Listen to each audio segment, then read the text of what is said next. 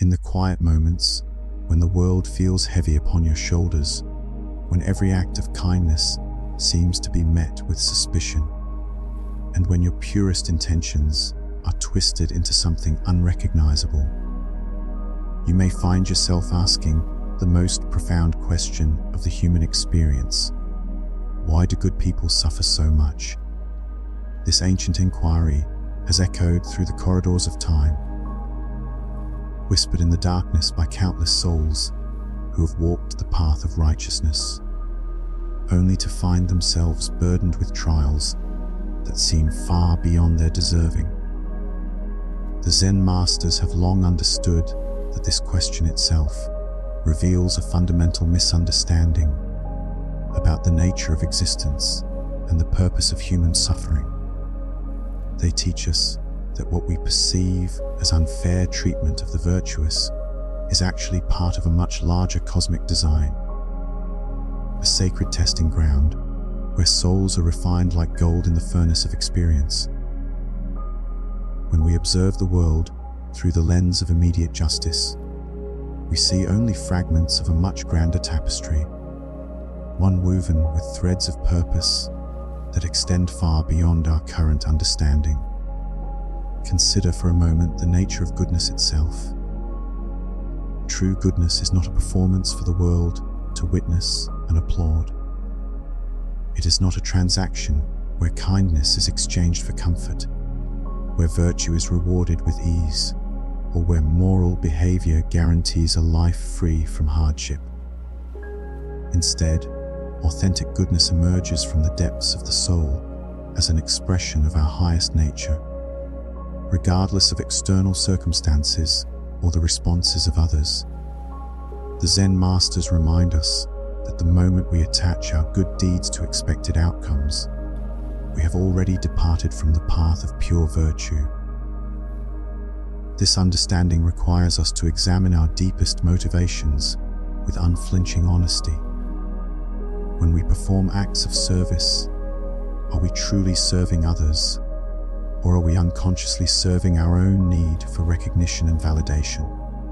When we speak words of encouragement, are we genuinely seeking to uplift another soul? Or are we hoping to be seen as wise and compassionate? When we sacrifice our own comfort for the well-being of others, are we acting from pure love? Or are we unconsciously collecting spiritual merit points that we hope will be redeemed for future rewards? The Zen masters teach that this self-examination is not meant to discourage us from doing good, but rather to purify our intentions and align us more closely with authentic virtue. They understand that the human ego is incredibly subtle and can disguise itself even within our most noble actions. The path of genuine goodness requires constant vigilance against these ego intrusions, a willingness to act from love, even when no one is watching, even when no credit will be given, even when our actions might be misinterpreted or rejected. The sacred tests that good people face are not punishments, but rather invitations to transcend the ordinary limitations of human consciousness. When a person of genuine heart encounters suffering, they are being called to demonstrate the depth of their commitment to love, compassion, and truth. These trials serve as mirrors, reflecting back to us not our failures, but our capacity for growth, resilience, and spiritual evolution. Each challenge becomes an opportunity to prove to ourselves and the universe that our goodness is not conditional upon favorable circumstances. Think of the gardener who tends to their plants during both sunshine and storm. The wise gardener understands that while sunshine helps the plants grow, it is often the storms that strengthen their roots and prepare them to withstand future challenges. In the same way, the storms of life that buffet good people serve to deepen their roots in virtue and strengthen their capacity to remain steadfast in their commitment to love and service. Throughout history, we find countless examples of individuals whose suffering became the very foundation of their greatness. The prophets were rejected by their own people, yet their messages of truth and hope continued to inspire generations long after their voices were silenced. The healers were often accused of witchcraft, yet their compassionate care saved countless lives and advanced the understanding of human wellness. The teachers were silenced by those who feared their wisdom, yet their insights continued to illuminate minds and transform hearts across centuries. The peacemakers were branded as troublemakers by those who profited from conflict, yet their vision of harmony and understanding gradually transformed societies and created new possibilities for human cooperation. The generous were taken advantage of by the selfish, yet their example of selfless giving inspired others to open their hearts and hands to those in need. In each case, their suffering served a purpose far greater than their immediate comfort. It purified their intentions, strengthened their resolve, and ultimately transformed them into beacons of light for future generations. The first sacred test that confronts every person of good heart is what the Zen masters call the mirror of misunderstanding. This is the profound challenge that arises when our genuine motivations are consistently misinterpreted by others, when our acts of love are seen as manipulation, when our desire to help is perceived as interference, and when our authentic self-expression is viewed with suspicion and doubt. This test strikes at the very core of our human need for recognition and validation, forcing us to confront the question of whether our goodness depends upon being understood and appreciated by others. In the mirror of misunderstanding, we discover that the world often operates from a place of fear and projection. Those who have been hurt by others find it difficult to believe in genuine kindness. Their past wounds create filters through which they interpret all interactions, causing them to see threats and manipulation even in the most innocent gestures of care and concern. Those who operate from selfish motives assume that everyone else does the same, unable to conceive that someone might act without hidden agendas or personal gain. Those who have learned to manipulate and deceive cannot fathom that others might act from pure intention. Having lost touch with their own authentic nature, they project their own strategies and motivations onto everyone around them.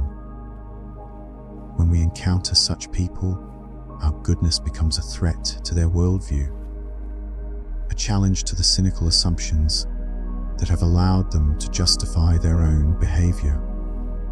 Our very existence as genuinely good people forces them to confront the possibility that they could choose a different way of being. And this confrontation often triggers defensive reactions that manifest as suspicion, criticism, and rejection. The Zen masters teach that this misunderstanding is not a flaw in the cosmic design, but rather an essential element of spiritual development.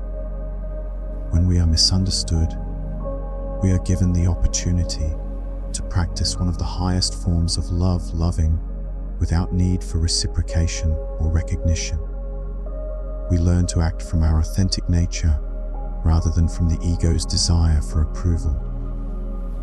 We discover that true peace comes not from being understood by others, but from understanding ourselves and remaining true to our deepest values, regardless of external validation. This test reveals itself in countless ways throughout our lives, each manifestation offering a new opportunity for growth and purification. The mother who sacrifices endlessly for her children, working multiple jobs to provide for their needs, attending every school event despite her exhaustion, and offering endless patience and support only to be accused of being controlling when she expresses concern about their choices. Her love is so complete that it becomes invisible to those who receive it, taken for granted until it is perceived as interference rather than care. The friend who offers support during difficult times, listening without judgment through long nights of crisis, providing practical help without being asked, and maintaining loyalty even when others abandon ship, only to be labeled as intrusive when they continue to check in after the crisis has passed. Their consistent presence, which was once welcomed as a lifeline, becomes seen as an invasion of privacy or an attempt to maintain drama. The colleague who works diligently for the team's success, staying late to ensure projects are completed, sharing credit generously, and supporting others' professional development, only to be seen as seeking personal glory when their contributions are finally acknowledged. Their dedication to excellence becomes interpreted as ambition, their collaborative spirit as calculated networking. The neighbor who extends kindness through small gestures of care, bringing meals during illness, offering help with yard work, and maintaining a friendly presence in the community, only to have their motives questioned as nosiness or attempts to gain social status. Their genuine desire to create connection and community becomes viewed with suspicion in a world where such gestures are rare and therefore suspect. In each scenario, the good person faces a choice that will determine their spiritual trajectory: to become bitter and withdraw their goodness, protecting themselves from further misunderstanding by building walls around their heart, or to continue loving despite the lack of understanding, maintaining their commitment to virtue even when it brings pain rather than appreciation. The mirror of misunderstanding also reflects our own inner shadows and unhealed wounds. Sometimes the accusations and suspicions of others trigger our own doubts about our motivations. We begin to question whether we are truly as pure in our intentions as we believed. Are we secretly seeking approval? Do we have hidden agendas that we have not acknowledged even to ourselves? Are we unconsciously manipulating situations to meet our own emotional needs while telling ourselves we are serving others? This self-doubt can be incredibly painful, creating a crisis of identity that shakes us to our core. Yet the Zen masters teach us that this painful self-examination serves a crucial purpose in our spiritual development. It forces us to examine our hearts with radical honesty, to purify our motivations even further, and to ensure that our actions truly spring from love rather than from subtle forms of ego gratification. Through this process, we develop what they call crystalline clarity about our own nature and motivations. The process of radical self-examination often reveals layers of motivation that we had not previously recognized. We may discover that our desire to help others is partially motivated by our own need to feel useful and valued. We might find that our acts of service are sometimes driven by guilt or a sense of obligation rather than pure love. We could realize that our generosity is occasionally tainted by a desire to maintain control or to create indebtedness in others. Rather than being discouraged by these discoveries, the Zen masters encourage us to see them as opportunities for purification. Each recognition of mixed motivation becomes a chance to refine our intentions and align more closely with authentic virtue. We learn to act from increasingly pure motives, not because we have eliminated all traces of ego, but because we have become conscious of ego's subtle influences and can choose to act from our higher nature despite these influences. When we pass through this mirror successfully, we emerge with a profound understanding of human nature and an unshakable commitment to goodness that is not dependent upon external validation. We develop what the Zen masters call diamond clarity, the ability to see through the projections and fears of others to the wounded souls beneath. This clarity allows us to respond to misunderstanding with compassion rather than defensiveness, knowing that those who cannot recognize genuine goodness are often trapped in their own pain and fear. This diamond clarity transforms our relationship with criticism and rejection.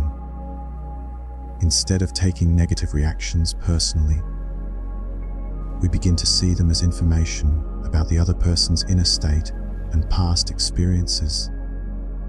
We recognize that someone's inability to accept our goodness says nothing about our worth, and everything about their own wounds and limitations. This understanding frees us from the exhausting cycle of trying to prove our good intentions to those who are not ready or able to see them. The process of being consistently misunderstood also develops within us a deep empathy for others who face similar challenges. We begin to recognize the signs of authentic goodness in others, even when the world fails to see it. We become protectors and champions of those who, like us, are walking the difficult path of maintaining their integrity in a world that often rewards compromise and self-interest. This creates an invisible network of light workers, souls who recognize and support each other, even when the broader world remains blind to their true nature. This network operates on subtle levels, through meaningful glances exchanged between strangers who recognize kindred spirits, through words of encouragement offered at precisely the right moment, through acts of support that arrive just when they are most needed. Members of this network rarely need to announce their membership. They simply recognize each other through the quality of their presence and the authenticity of their actions. As we navigate the mirror of misunderstanding, we learn that our primary relationship is not with the opinions of others, but with the divine source of all goodness within us. We discover that the approval we truly seek comes not from human recognition, but from the quiet satisfaction of knowing we have remained true to our highest calling. This inner approval becomes a wellspring of strength that sustains us through even the darkest periods of misunderstanding and rejection. The cultivation of this inner relationship requires daily practice and conscious attention. We must learn to tune into the voice of our highest self, to distinguish it from the chatter of ego and the projections of others. We must develop the discipline to act from this inner guidance, even when it contradicts the expectations and demands of the external world. We must cultivate the patience to wait for inner confirmation of our choices, rather than seeking immediate validation from others. The Zen masters remind us that every great soul throughout history has faced this test. They point to the examples of those who were reviled in their lifetimes, only to be celebrated by future generations who could finally see their true worth. They teach us that the lag between authentic goodness and its recognition is often a matter of consciousness evolution. The world must grow in wisdom before it can fully appreciate the gifts of its most enlightened members. Consider the example of the artist who creates works of profound beauty and meaning, only to be dismissed by critics who cannot understand their vision. Years or decades later, when consciousness has evolved enough to appreciate their contribution, their works become treasured masterpieces that inspire and uplift countless souls. The artist's suffering during their lifetime was not meaningless. It was part of the process by which their authentic vision was purified and strengthened. ensuring that it would endure long enough to reach those who could truly appreciate it. Moving deeper into our exploration of why good people suffer, we encounter the second profound challenge that tests the hearts of the virtuous, the test of isolation. This trial emerges from the painful reality that choosing the path of genuine goodness often leads to profound loneliness, as we find ourselves increasingly separated from a world that operates by different principles and values. The Zen masters have long observed that those who commit themselves to truth, compassion, and authentic living frequently discover that their journey becomes a solitary one, not by choice, but by the natural consequence of their elevated consciousness. The test of isolation manifests in ways both subtle and profound, beginning with small disconnections that gradually expand into chasms of misunderstanding. It begins with the gradual realization that the conversations and activities that once brought us joy and connection now feel hollow and meaningless. The gossip that others find entertaining becomes painful to our ears, not because we judge those who engage in it, but because we can feel the poison it spreads and the damage it does to the human spirit. The casual cruelty that passes for humor in many social circles strikes us as deeply hurtful, not just to its targets, but to everyone who participates in or witnesses it. The materialistic pursuits that drive so many people's lives seem empty and unfulfilling when viewed from the perspective of someone whose values have shifted towards service, authenticity, and spiritual growth. The endless discussions about possessions, status symbols, and competitive achievements feel like distractions from the deeper questions of meaning and purpose that occupy our thoughts. The entertainment that others find engaging, the violent movies, the reality shows that exploit human drama, the music that celebrates selfishness and aggression, becomes increasingly difficult to tolerate as our sensitivity to the energy and intention behind all forms of expression deepens. As our consciousness expands and our hearts open, we find ourselves increasingly out of step with the rhythms of ordinary social interaction. We may find ourselves unable to participate in conversations that feel superficial or harmful. We may struggle to maintain friendships with people whose values and behaviors conflict with our own growing commitment to kindness and integrity. We may feel like strangers in familiar environments, observers of a world we no longer fully understand or wish to participate in. This isolation is not born of arrogance or superiority, though others may perceive it as such. Instead, it emerges from a fundamental shift in our values and priorities that makes certain forms of connection feel inauthentic or even harmful. When we have tasted the sweetness of authentic connection, moments of genuine understanding, conversations that touch the soul, relationships built on truth and mutual respect surface. Level relationships lose their appeal and may even feel draining or false. When we have experienced the joy of serving something greater than ourselves, purely selfish pursuits feel meaningless and empty. The satisfaction that comes from contributing to the well-being of others, from making a positive difference in the world, from aligning our actions with our deepest values, makes the pursuit of personal gain for its own sake seem hollow and unfulfilling.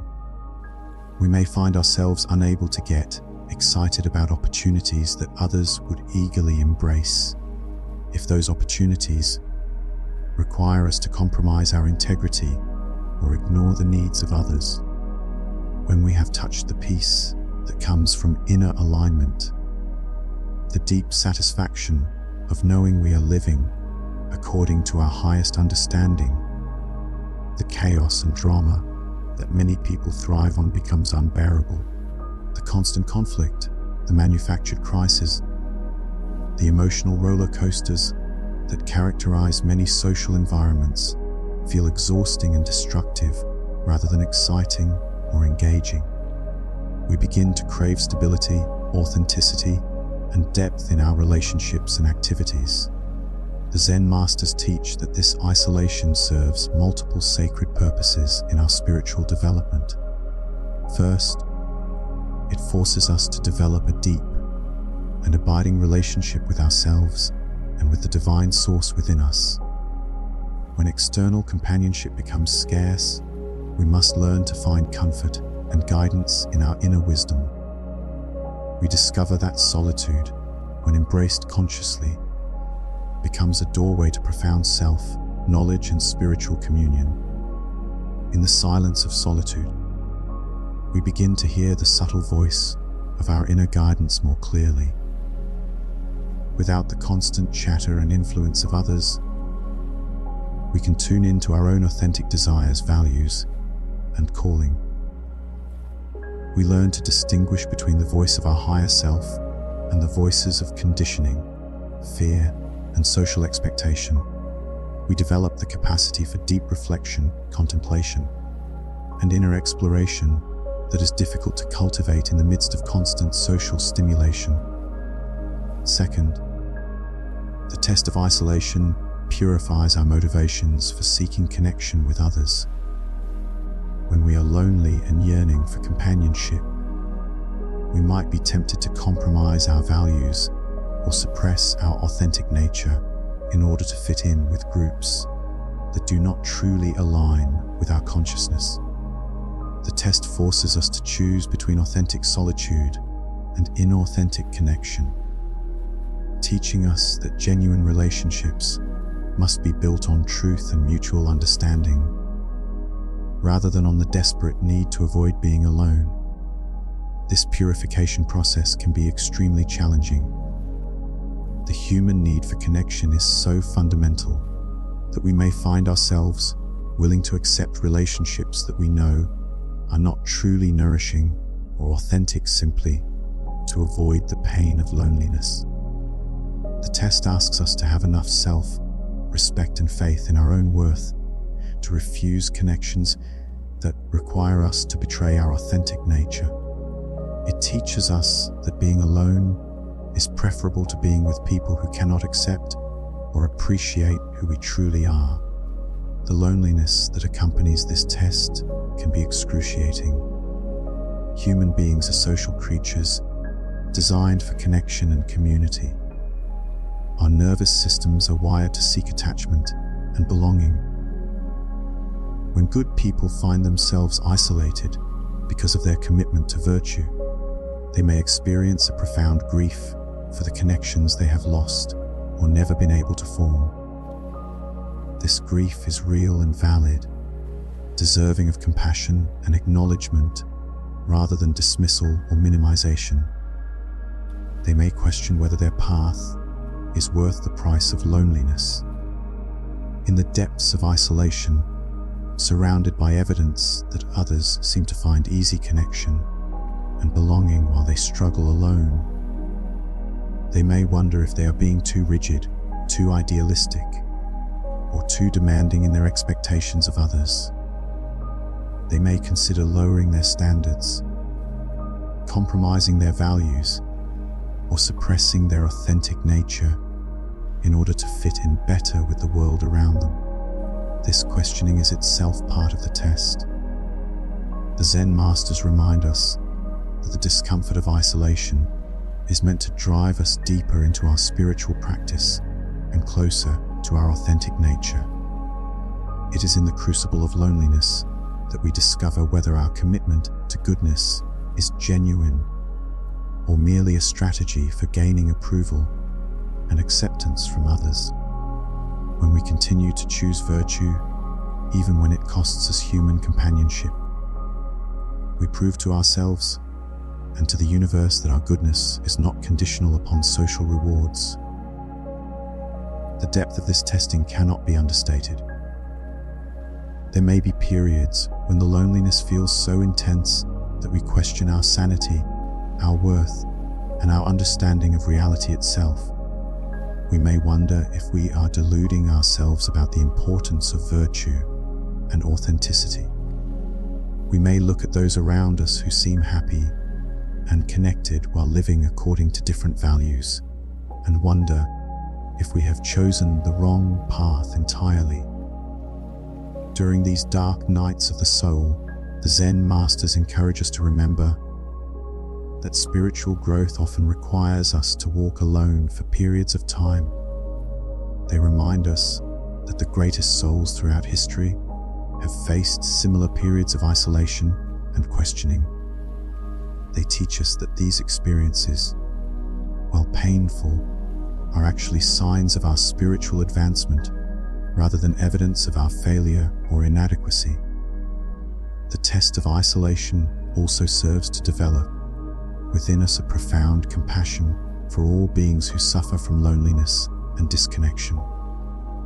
As we experience the pain of being misunderstood and rejected, we develop an intimate understanding of the human need for belonging and acceptance.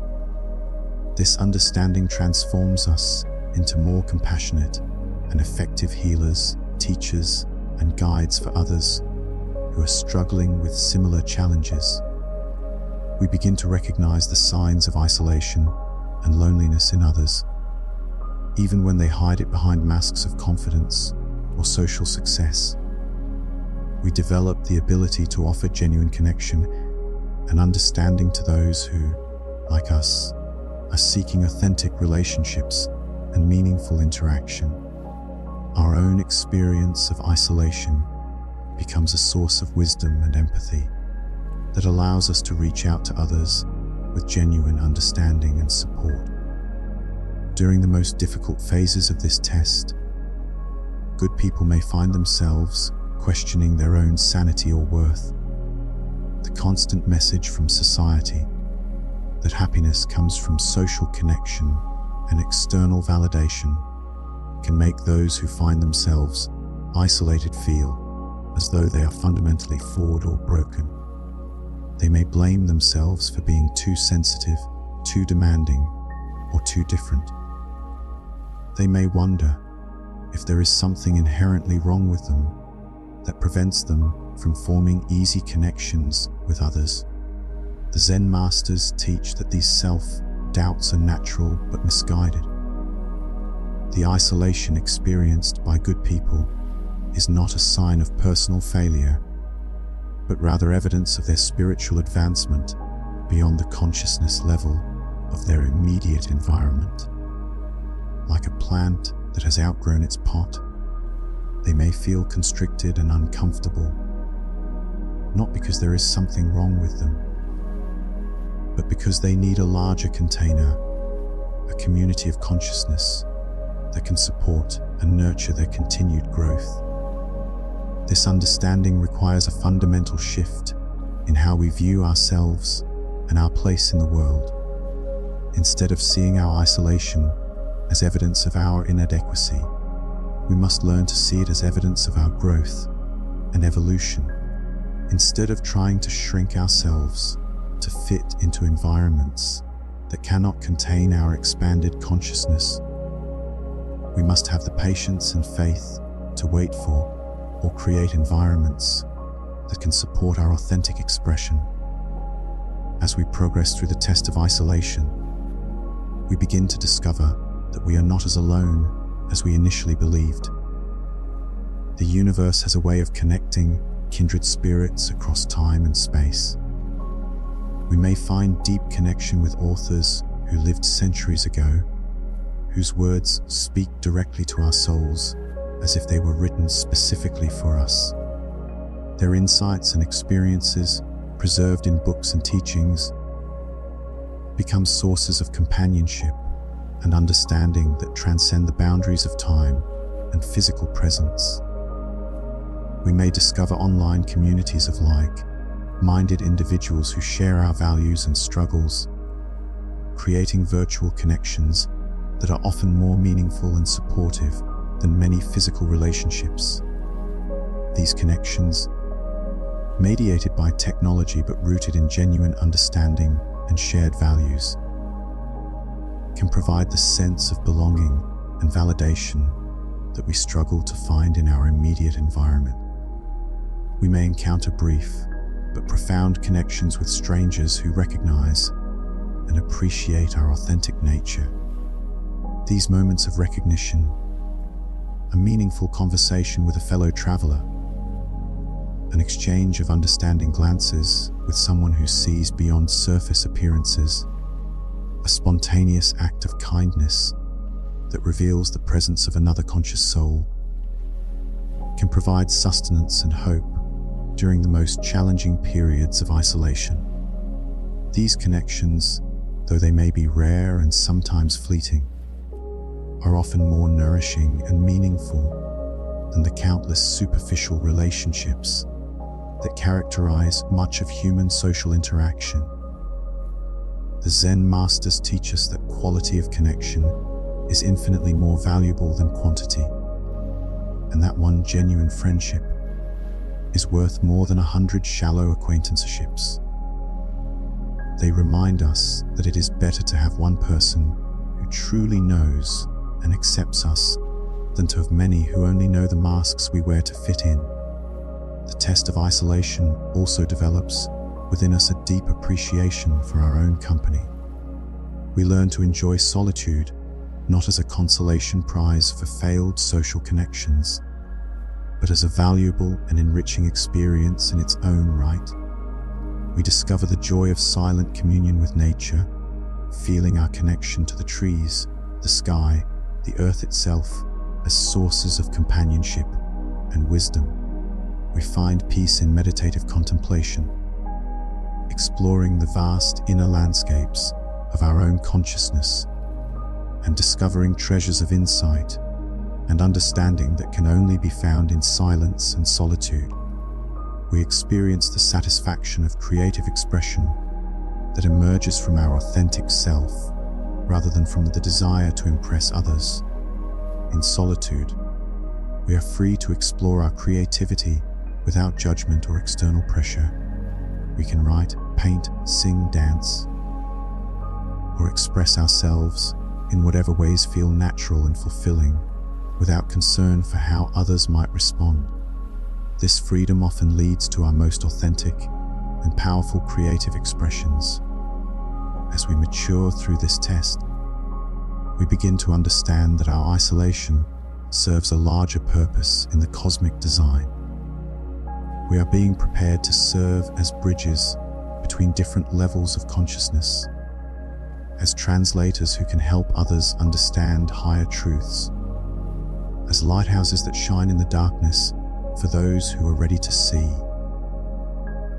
Our period of isolation is actually a time of preparation and strengthening, ensuring that we develop the inner resources necessary to fulfill our unique mission in the world. This preparation involves developing qualities that can only be cultivated in solitude: deep self, knowledge, unshakable inner peace, clarity of purpose, and the ability to act from our authentic nature, regardless of external pressures or expectations. We learn to trust our inner guidance completely, to find fulfillment in our connection to the divine source within us, and to offer our gifts to the world from a place of genuine service, rather than neediness or desperation for connection. The Zen masters remind us that every great spiritual teacher, prophet, and healer has passed through this test. They point to the examples of those who spent years in solitude, developing their inner wisdom and connection to the divine, before emerging to share their gifts with the world. They teach us that the loneliness we experience is not a punishment, but a purification process, removing from our lives all that is inauthentic so that we can attract and create connections based on truth and genuine compatibility. Eventually, as we pass through the test of isolation with grace and patience, we discover that our capacity for genuine connection has been greatly enhanced. Having learned to love ourselves and to find fulfillment in our relationship with the divine, we are no longer desperate for human approval or companionship. This freedom from neediness makes us more attractive to others who are also seeking authentic connection. We begin to draw to ourselves people who appreciate our depth, honesty, and commitment to growth. The relationships we form after successfully navigating this test are qualitatively different from those we may have had before. They are based on mutual recognition and appreciation of authentic nature, rather than on shared superficial interests or mutual neediness. They support our continued growth and evolution, rather than demanding that we remain static or compromise our values. They provide genuine nourishment and companionship, while respecting our need for solitude and inner development. The third and perhaps most challenging aspect of the sacred tests faced by good people is what the Zen masters call the trial of delayed rewards. This profound challenge confronts us with the apparent injustice of a world where virtue seems to go unrewarded, while selfishness and cruelty often appear to prosper.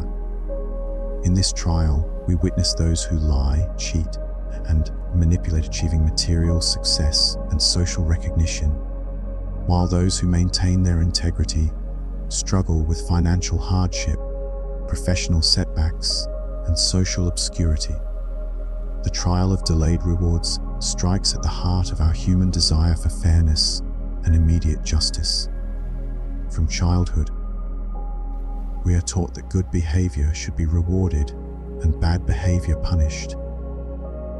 We want to believe that the universe operates according to clear moral principles, where good deeds are quickly rewarded and bad behavior is promptly punished. This belief in immediate cosmic justice seems so fundamental to our sense of order and meaning that when we observe the opposite occurring around us, it can shake us to our very foundation.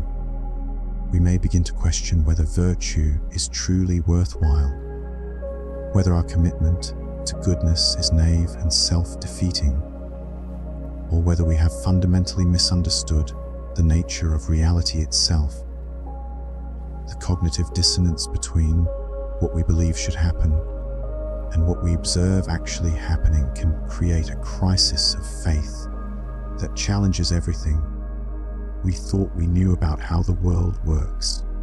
This trial manifests in countless ways throughout our lives, each instance providing another opportunity to either strengthen our commitment to virtue or abandon it in favor of more immediately rewarding strategies. The honest employee watches as their dishonest colleague receives promotions through office politics and manipulation. Despite working harder, producing better results, and maintaining higher ethical standards, they see themselves passed over, while those who cut corners and take credit for others advance up the corporate ladder. The faithful spouse endures loneliness and emotional neglect, while observing how those who engage in affairs seem to experience excitement and passion. They maintain their commitment to their marriage vows, while watching others who break their promises appear to find fulfillment and happiness in their betrayals. They may question whether their loyalty and faithfulness are simply making them victims of their own virtue. The generous person struggles financially while witnessing how selfish individuals accumulate wealth and possessions. Despite sharing freely with those in need and prioritizing the well-being of others over their own material comfort, they find themselves constantly worried about money, while those who hoard their resources and exploit others seem to prosper effortlessly. The peaceful person faces aggression and hostility, while aggressive people seem to get their way through intimidation and force. despite choosing dialogue over conflict and seeking win solutions to problems, they find themselves victimized by those who use aggression as a tool to achieve their goals. They may wonder if their commitment to peace is simply making them easy targets for those who have no such scruples. In each of these scenarios, the immediate evidence suggests that virtue is not only unrewarded, but actually counterproductive. The good person appears to be at a significant disadvantage in a world that rewards selfishness, dishonesty, and aggression. This apparent reality can be so compelling that many people abandon their commitment to virtue and adopt the strategies they see working for others around them. The Zen masters teach that this apparent injustice is actually an illusion created by our limited perspective and our attachment to immediate, visible outcomes. They remind us that the universe operates according to laws that extend far beyond our current understanding, encompassing multiple lifetimes, dimensions of existence, and levels of reality that are not immediately apparent to our physical senses. What appears to be unfair in the short term may be perfectly balanced when viewed from the perspective of eternal justice. This understanding requires a fundamental expansion of our concept of time and causality. We must learn to think in terms of decades rather than days, lifetimes rather than moments, and soul evolution rather than immediate gratification. The Zen masters teach that every action creates consequences that ripple outward through time and space, affecting not only the actor, but countless others in ways that may not become apparent for years or even lifetimes. The trial of delayed rewards serves multiple crucial purposes in our spiritual development. First, it tests the purity of our motivations. When we choose virtue because we expect immediate rewards, our goodness is conditional and ultimately selfish. We are essentially engaging in a transaction. I will be good if you reward me for it. This conditional virtue is not true virtue at all, but rather a sophisticated form of self-interest disguised as morality. True virtue emerges when we continue to act with integrity even when there is no apparent benefit to ourselves, even when we are actively punished for our goodness, even when every external indicator suggests that we would be better off choosing a different path. This trial strips away all external motivations for good behavior, leaving only the pure desire to align with our highest nature. It reveals whether our commitment to goodness is authentic or merely strategic. Second, this trial develops within us the spiritual quality of faith, the ability to trust in the ultimate goodness and justice of the universe, even when current evidence suggests otherwise. Faith is not blind belief or wishful thinking, but rather a deep knowing that transcends the limitations of immediate perception. It is the recognition that our current viewpoint is necessarily limited and that there are larger patterns and purposes at work that we cannot yet see or understand. When we develop genuine faith, we become capable of acting from long-term wisdom rather than short-term gratification, making choices that serve our highest good even when they require present sacrifice. We learn to plant seeds without attachment to when or how they will bear fruit, trusting that the universe has its own perfect timing for all manifestations.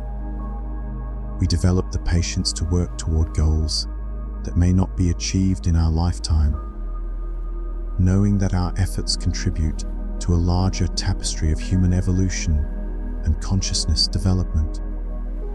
The Zen masters explain that the delay in rewards serves to strengthen our commitment and deepen our understanding. When rewards come too easily and quickly, we may take them for granted or fail to develop the character necessary to handle them wisely. Easy success can breed arrogance, entitlement, and a shallow understanding of the principles that create lasting fulfillment. The period of waiting and apparent unreward is actually a time of preparation, during which we develop the wisdom, humility, and strength necessary to receive and utilize our eventual blessings in ways that serve not only ourselves, but also the greater good. Consider the difference between someone who inherits wealth and someone who builds it through years of disciplined effort. The inheritor may have access to the same resources, but they often lack the character, wisdom, and appreciation that comes from the journey of creation. They may squander their inheritance or use it in ways that ultimately harm themselves and others. The builder, having developed patience, discipline, and understanding through the process of creation, is more likely to use their resources wisely and to find genuine fulfillment in their achievements. During this trial, good people often experience a profound crisis of faith that can last for months or even years. They may question whether their parents, teachers, and spiritual guides were wrong to encourage virtue and integrity. The messages they received in childhood about the importance of honesty, kindness, and moral behavior seem to be contradicted by their adult experience of a world that appears to reward the opposite qualities. They may wonder whether they have been naive fools, sacrificing their own happiness and success for principles that seem to have no practical value in the real world. They may look at their struggles and compare them to the apparent ease with which others achieve their goals through less scrupulous means, and conclude that they have been playing by the wrong rules in a game where cheating is not only allowed but rewarded. They may be tempted to abandon their commitment to goodness and adopt the apparently more successful strategies of those around them, who seem to prosper through selfish means. The temptation can be particularly strong during periods of financial stress, professional disappointment, or personal crisis, when the immediate benefits of compromising their principles seem to outweigh the abstract benefits of maintaining their integrity.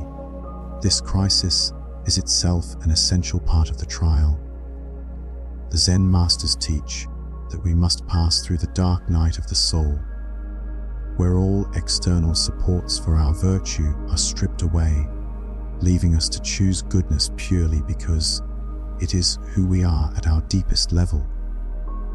This is the ultimate test of authenticity, where we continue to be good when goodness brings us nothing but suffering. Will we maintain our integrity when integrity seems to be the cause of all our problems? When we emerge from this crisis with our commitment to virtue intact, we have proven to ourselves that our goodness is authentic and unshakable. We have demonstrated that our virtue is not dependent upon external validation or reward, but springs from our essential nature. This realization brings with it a profound sense of freedom and inner peace, as we no longer need to worry about whether our goodness will be recognized or rewarded. We can simply be who we are, knowing that this is enough. The trial of delayed rewards also teaches us to redefine our understanding of what constitutes true reward and success. While we may initially focus on material wealth, social status, and external recognition as measures of success, this trial guides us toward recognizing the deeper rewards that come from virtuous living, inner peace, clear conscience, genuine self-respect, meaningful relationships, and the satisfaction of knowing we have contributed positively to the world. These deeper rewards are available immediately to those who learn to perceive them, but they require a shift in consciousness and values to recognize and appreciate.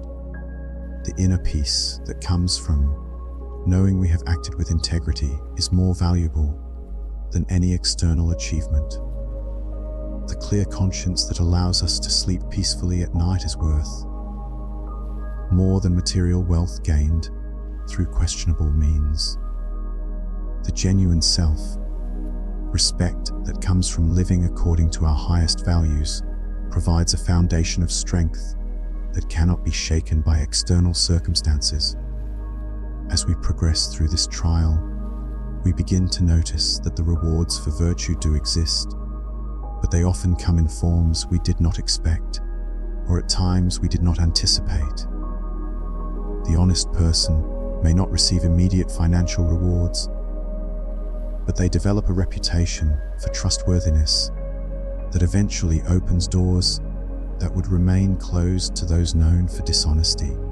Their word becomes their bond, creating opportunities for partnerships and collaborations that are based on mutual respect and trust rather than fear and suspicion. The compassionate person may not receive immediate gratitude, but they create a network of goodwill that supports them in unexpected ways during times of need. The kindness they have shown to others returns to them multiplied, often through channels they never could have anticipated. People remember how they were treated during their vulnerable moments, and this memory creates lasting bonds of loyalty and affection. The Zen masters also teach that many of the rewards for virtue are internal and immediate, though we may not initially recognize them as such. Every act of kindness strengthens our capacity for love, expanding our heart and increasing our ability to experience joy and connection. Every moment of integrity reinforces our sense of self-worth, building an unshakable foundation of self-respect that no external criticism can destroy. Every choice to forgive deepens our inner peace, freeing us from the burden of resentment and anger that poisons so many lives. Every decision to serve others expands our connection to the divine source within us, opening channels of inspiration, creativity, and wisdom that enrich our lives in countless ways. These rewards are available instantly to those who have learned to perceive them, making virtue its own immediate reward for those who understand its true nature. The trial also reveals that what appears to be reward for vice is often actually a form of punishment or limitation, though this may not be immediately apparent. The person who achieves success through dishonesty may gain material wealth, but loses the ability to trust others or to be trusted. They must constantly guard against being discovered, living in a state of chronic anxiety and paranoia. They cannot enjoy genuine relationships because they know that others, like themselves, may be motivated by hidden agendas and selfish interests. The individual who manipulates others for personal gain may achieve their immediate goals, but creates a life filled with superficial relationships and constant anxiety about being discovered. They become trapped in a web of deception that requires ever more elaborate lies to maintain. They lose touch with their authentic self, becoming so identified with their manipulative persona that they no longer know who they really are beneath the masks they wear. The aggressive person may get their way in the moment, but lives in a world of conflict and hostility that ultimately destroys their peace and happiness. They create enemies wherever they go, always having to watch their back and defend their position. They may achieve external success, but at the cost of inner peace and genuine human connection. Their aggression becomes a prison that isolates them from the love and support that make life truly meaningful. As we mature through the trial of delayed rewards, we develop what the Zen masters call cosmic patience, the ability to work toward long-term long-term goals and trust in ultimate justice while remaining fully engaged in present moment action. We learn to plant seeds of goodness without attachment to when or how they will bear fruit, knowing that the universe has its own perfect timing for all things. We become capable of sustained effort toward goals that may not be achieved in our lifetime, finding fulfillment in the process itself rather than in immediate results. This cosmic patience is not passive resignation, but rather active faith combined with persistent action. We continue to work diligently toward our goals while releasing attachment to specific outcomes and timelines. We maintain our commitment to excellence and integrity while accepting that the fruits of our labor may not appear according to our preferred schedule. We learn to find satisfaction in the knowledge that we are contributing to something larger than ourselves, even when we cannot see the immediate impact of our efforts. This trial also develops within us a deep compassion for others who are struggling with similar challenges. We recognize that everyone is fighting battles we cannot see, that apparent success may mask profound suffering, and that the person who seems to have everything may actually be spiritually impoverished. This understanding transforms our relationship with those who appear more fortunate, replacing envy and resentment with empathy and genuine care for their ultimate well-being. We begin to see that those who achieve success through questionable means are often trapped in cycles of fear, guilt, and spiritual emptiness that are far more painful than any external hardship we might face. We realize that our struggles, while difficult, are actually preparing us for genuine fulfillment and lasting happiness, while their apparent advantages may be preventing them from developing the character and wisdom necessary for true success. The Zen masters remind us that the greatest souls throughout history have all passed through this trial. They point to examples of individuals who labored in obscurity for decades before their contributions were recognized, who faced poverty and rejection while creating works that would inspire millions, who endured suffering and hardship while developing the wisdom and compassion that would eventually transform the world. They teach us that the delay in recognition and reward is often proportional to the magnitude of our ultimate contribution to humanity. The greater the gift we have to offer, the longer the preparation period may be, the more profound the impact we are destined to have, the more thorough the testing and refinement process becomes. This perspective helps us understand our current struggles not as evidence of failure, but as preparation for future service and contribution. As we successfully navigate the trial of delayed rewards, we discover that our definition of success has been completely transformed. We no longer measure our worth by external achievements or material accumulation, but by the depth of our character, the authenticity of our relationships, and the positive impact we have on the world around us. We find that true success lies not in getting what we want, but in becoming who we are meant to be. The rewards that eventually come to those who pass through this trial are often far greater than anything they could have imagined or achieved through selfish means.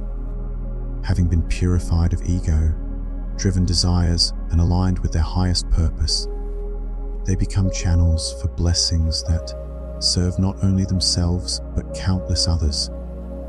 Their delayed rewards often take the form of opportunities to make meaningful contributions to the world, to touch lives in profound ways, and to leave legacies that extend far beyond their individual existence. These ultimate rewards are qualitatively different from the immediate gratifications that motivate those who have not passed through this trial. They bring with them a deep sense of fulfillment and purpose that cannot be shaken by external circumstances. They connect us to something larger than ourselves, giving our lives meaning and significance that transcends personal achievement. They allow us to see our individual struggles as part of a larger tapestry of human evolution and consciousness development. Through these three sacred tests, the mirror of misunderstanding, the test of isolation, and the trial of delayed rewards, good people are refined and prepared for their ultimate purpose in the cosmic design. Each challenge serves to strip away everything that is false or superficial, revealing the diamond of authentic virtue that lies at the core of their being. The suffering they endure is not meaningless punishment, but rather the necessary friction that polishes their souls to a brilliant shine. The Zen masters teach that these tests are not obstacles to overcome, but rather initiations to embrace. They are invitations to transcend the ordinary limitations of human consciousness and to embody the highest possibilities of human nature. Those who pass through them with grace and patience emerge as beacons of light in a world that desperately needs their wisdom, compassion, and authentic presence. The journey through these tests transforms good people into what the Zen masters call wounded healers, individuals who have experienced profound suffering and emerged with increased capacity for compassion, wisdom, and service. Their wounds become sources of strength rather than weakness. Their struggles become the foundation for their ability to help others navigate similar challenges.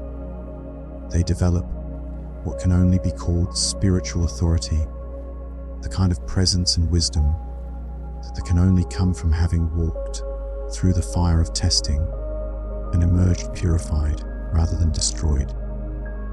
This spiritual authority is not based on external credentials or achievements, but on the depth of character that comes from having faced life's greatest challenges with integrity and grace. It is the authority of someone who has been tested and proven, who has maintained their commitment to love and truth, even when it cost them everything they thought they wanted.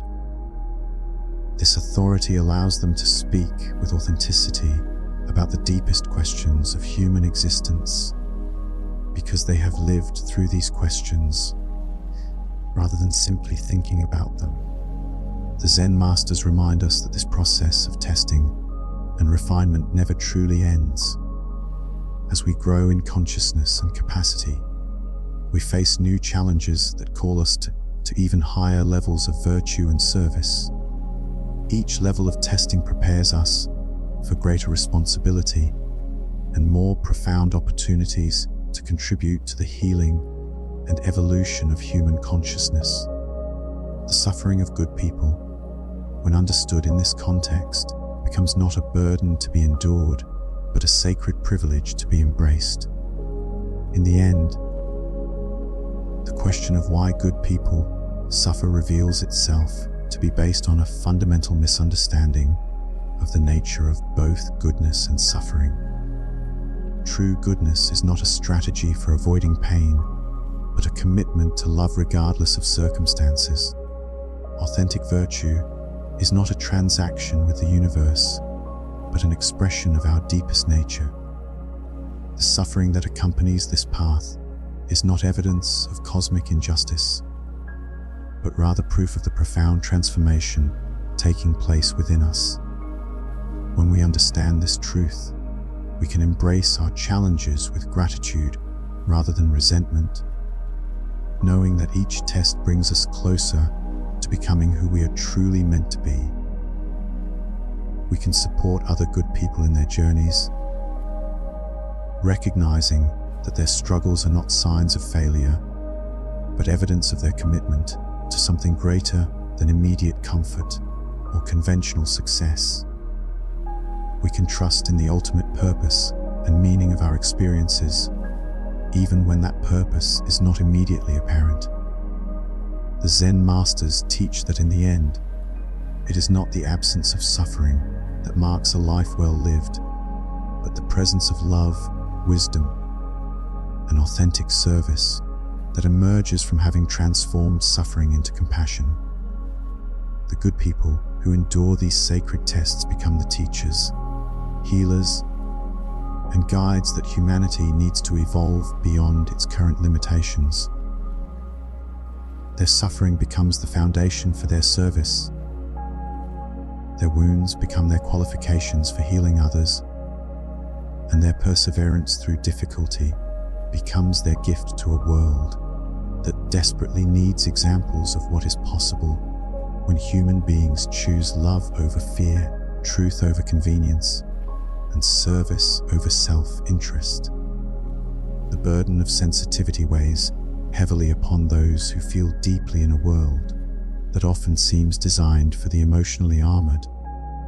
When we speak of why good people suffer, we must acknowledge that many of these individuals possess a heightened sensitivity that makes them more vulnerable to the harsh realities of human existence. This sensitivity, while often viewed as a weakness in our culture, is actually a profound gift that comes with its own unique set of challenges and responsibilities. The sensitive soul experiences life through a lens of extraordinary perception that most people cannot comprehend. They notice the subtle shift in a friend's voice that signals hidden distress, the way someone's shoulders tense when discussing a seemingly neutral topic, or the energy in a room that changes when certain people enter. This heightened awareness creates a rich inner world filled with nuanced understanding and deep emotional intelligence. But it also means they are constantly processing information that others miss entirely. Empaths and highly sensitive individuals find themselves absorbing the emotional energy of everyone around them, like spiritual sponges. They walk into a room and immediately sense the tension between colleagues, the hidden grief of a stranger, or the unspoken anxiety that permeates a gathering. This ability to feel so deeply creates a constant state of emotional overwhelm that others simply cannot comprehend, while their friends and family members can compartmentalize their feelings and move through their days with emotional boundaries intact. Sensitive souls find themselves drowning in a sea of feelings that are not even their own. The experience of emotional absorption happens automatically and often without conscious awareness. The sensitive person might wake up feeling inexplicably sad, only to discover later that their neighbor is going through a divorce. They may feel sudden waves of anxiety in crowded places as they unconsciously pick up on the stress and worry of dozens of strangers around them. This constant influx of emotional information creates a state of chronic overstimulation that can be exhausting and disorienting. The Zen masters understood this phenomenon well, recognizing that those who feel most deeply are often called to serve as emotional healers and spiritual bridges in their communities. However, this calling comes at a tremendous personal cost. The sensitive individual must learn to navigate not only their own emotional landscape, but also the complex web of feelings that surrounds them at all times.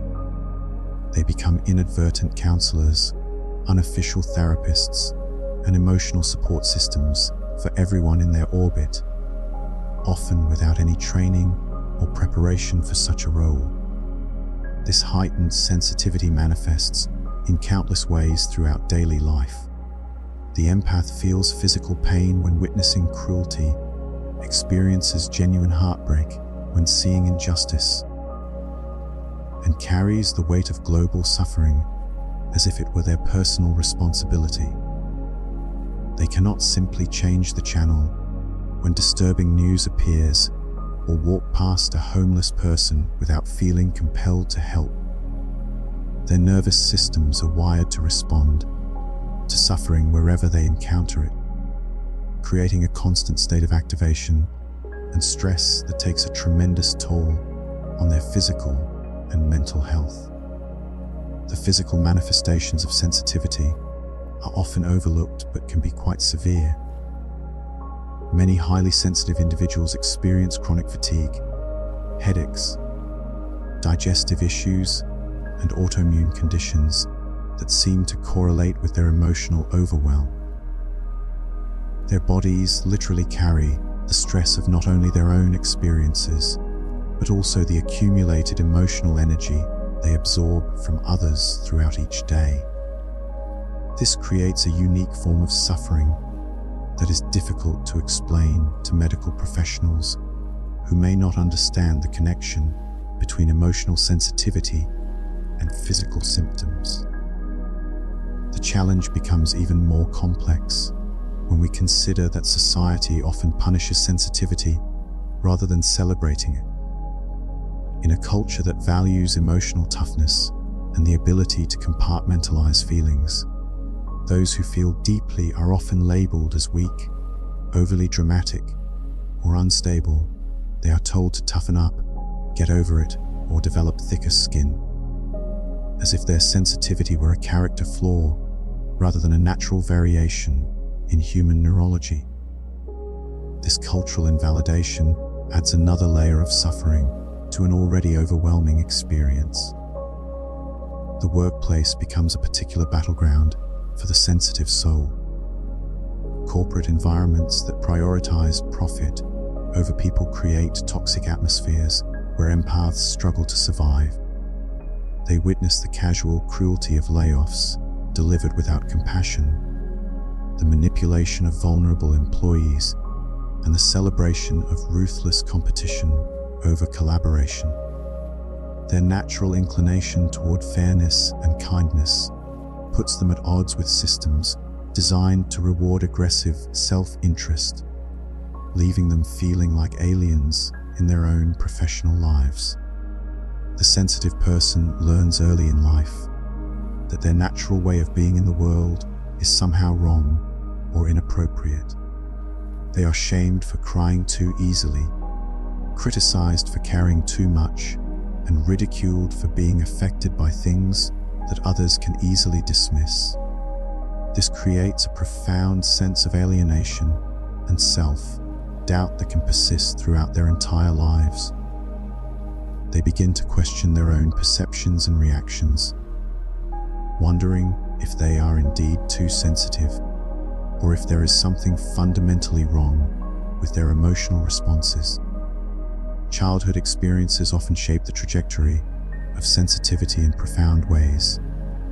The sensitive child who grows up in a chaotic or emotionally volatile household learns to become hypervigilant to the moods and needs of others as a survival mechanism.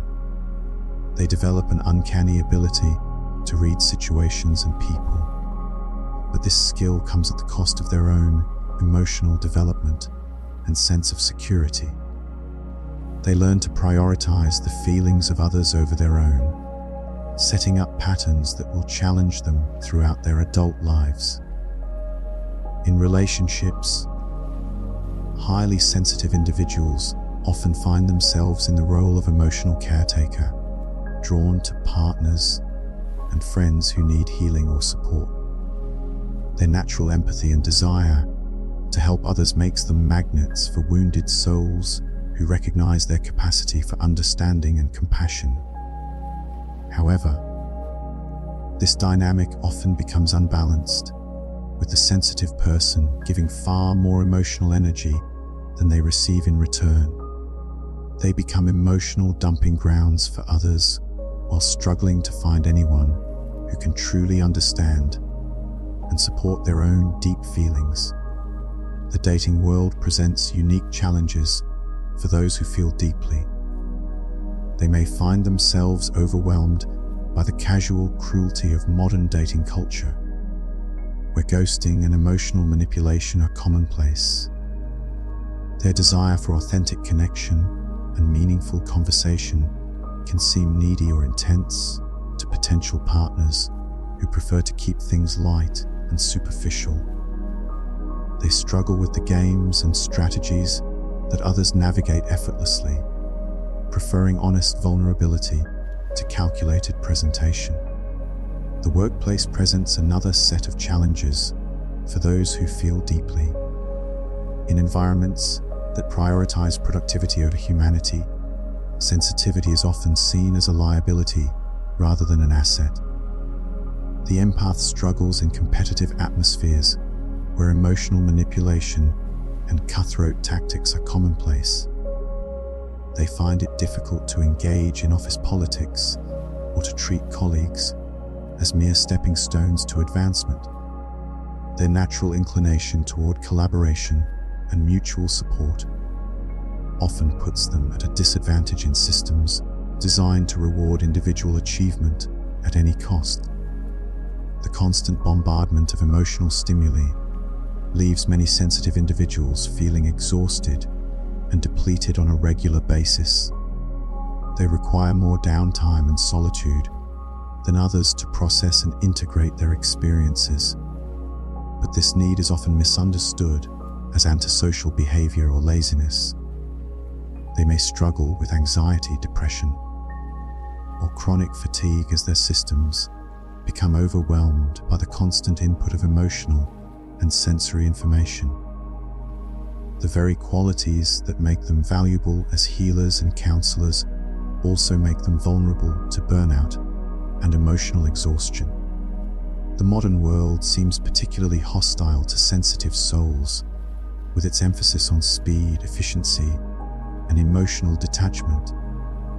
The constant noise of technology, the pressure to be constantly available and responsive, and the overwhelming amount of information and stimulation can push even the most resilient empath to their breaking point. They find themselves longing for simpler times and quieter spaces, but these seem increasingly difficult to find in our hyper-connected world. Social media creates additional challenges for those who feel deeply. They may find themselves overwhelmed by the constant stream of human suffering, injustice, and conflict that fills their feeds. Their natural inclination to care about others extends to strangers on the internet, creating a sense of helplessness and despair about problems they cannot solve. The superficiality and performative nature of much online interaction can feel particularly jarring to those who crave authentic connection and meaningful dialogue. Yet within this burden lies a profound gift that the world desperately needs. The sensitive individual serves as an early warning system for emotional and spiritual dysfunction in their communities.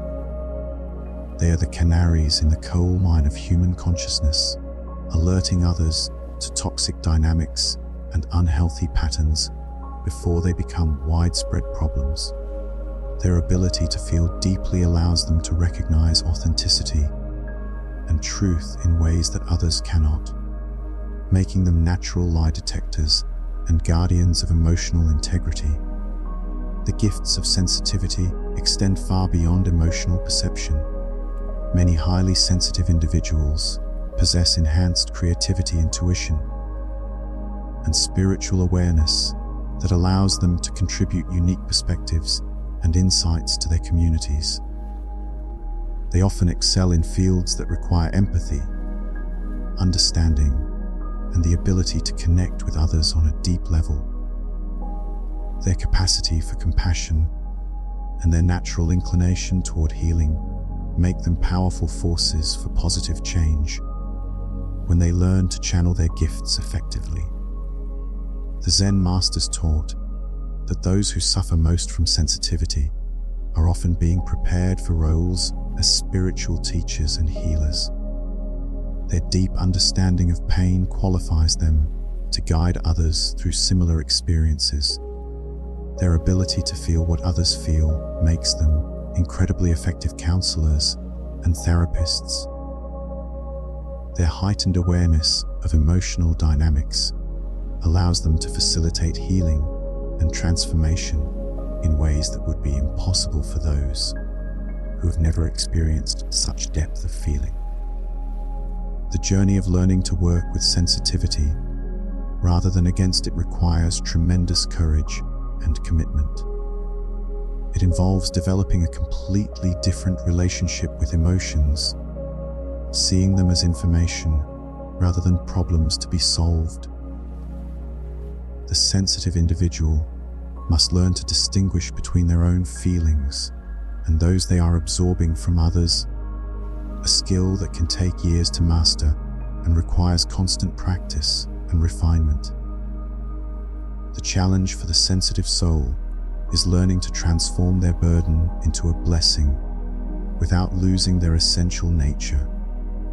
This requires developing sophisticated emotional boundaries and energy management techniques that allow them to maintain their empathic abilities while protecting their own well-being.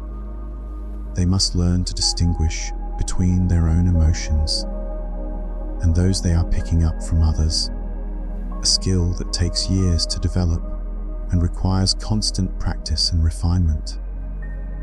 Many sensitive individuals go through a phase of trying to numb or suppress their feelings, using various substances or behaviors to create artificial barriers against the overwhelming flow of emotional information. However, this approach ultimately proves counterproductive, as it diminishes their natural gifts while failing to address the underlying challenge of learning to navigate sensitivity in a healthy way. The path forward requires embracing their nature while developing the tools and techniques necessary to manage it effectively. The development of healthy boundaries becomes a crucial skill for those who feel deeply. This involves learning to say no to emotional demands that exceed their capacity, recognizing when they are being used as emotional dumping grounds, and creating physical and energetic space for their own processing and healing. It means choosing relationships and environments that honor their sensitivity rather than exploit it, and surrounding themselves with people who understand and appreciate their unique gifts. Learning to create energetic boundaries is perhaps one of the most important skills a sensitive person can develop. This might involve visualizing protective shields around themselves before entering challenging situations, learning to consciously disconnect from others' emotions at the end of each day, or developing rituals that help them clear accumulated emotional energy. These practices may seem esoteric to those who do not experience sensitivity, but they can be life-saving tools for those who do. Self-care becomes not just important, but absolutely essential for the highly sensitive individual. This goes far beyond bubble baths and meditation, though these practices certainly have their place. True self-care for the empath involves creating lifestyle structures that support their nervous system, developing practices that help them discharge emotional energy regularly, and learning to recognize the early warning signs of overwhelm before they reach crisis points. The self-care needs of sensitive individuals are often misunderstood by others who may view their requirements for solitude, quiet time, and emotional processing as selfish or excessive. The empath may need to leave social gatherings early, decline invitations to overwhelming events, or spend entire weekends in solitude to recover from a particularly challenging week. These needs are not luxuries, but necessities for maintaining their mental and physical health. The journey of the sensitive soul often involves learning to see their heightened awareness as a superpower rather than a curse. When properly understood and managed, sensitivity becomes an incredible asset that allows for deep connections, profound insights, and the ability to facilitate healing in others. The empath, who has learned to work with their sensitivity rather than against it, becomes a powerful force for positive change in the world.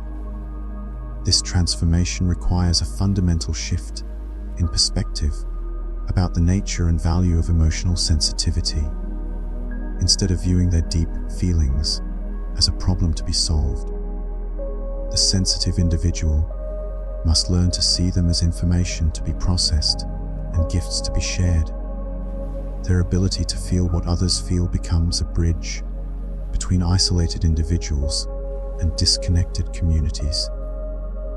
Their emotional intelligence becomes a tool for creating more compassionate and understanding environments wherever they go. The process of learning to honor and work with sensitivity often involves finding others who share similar experiences and challenges.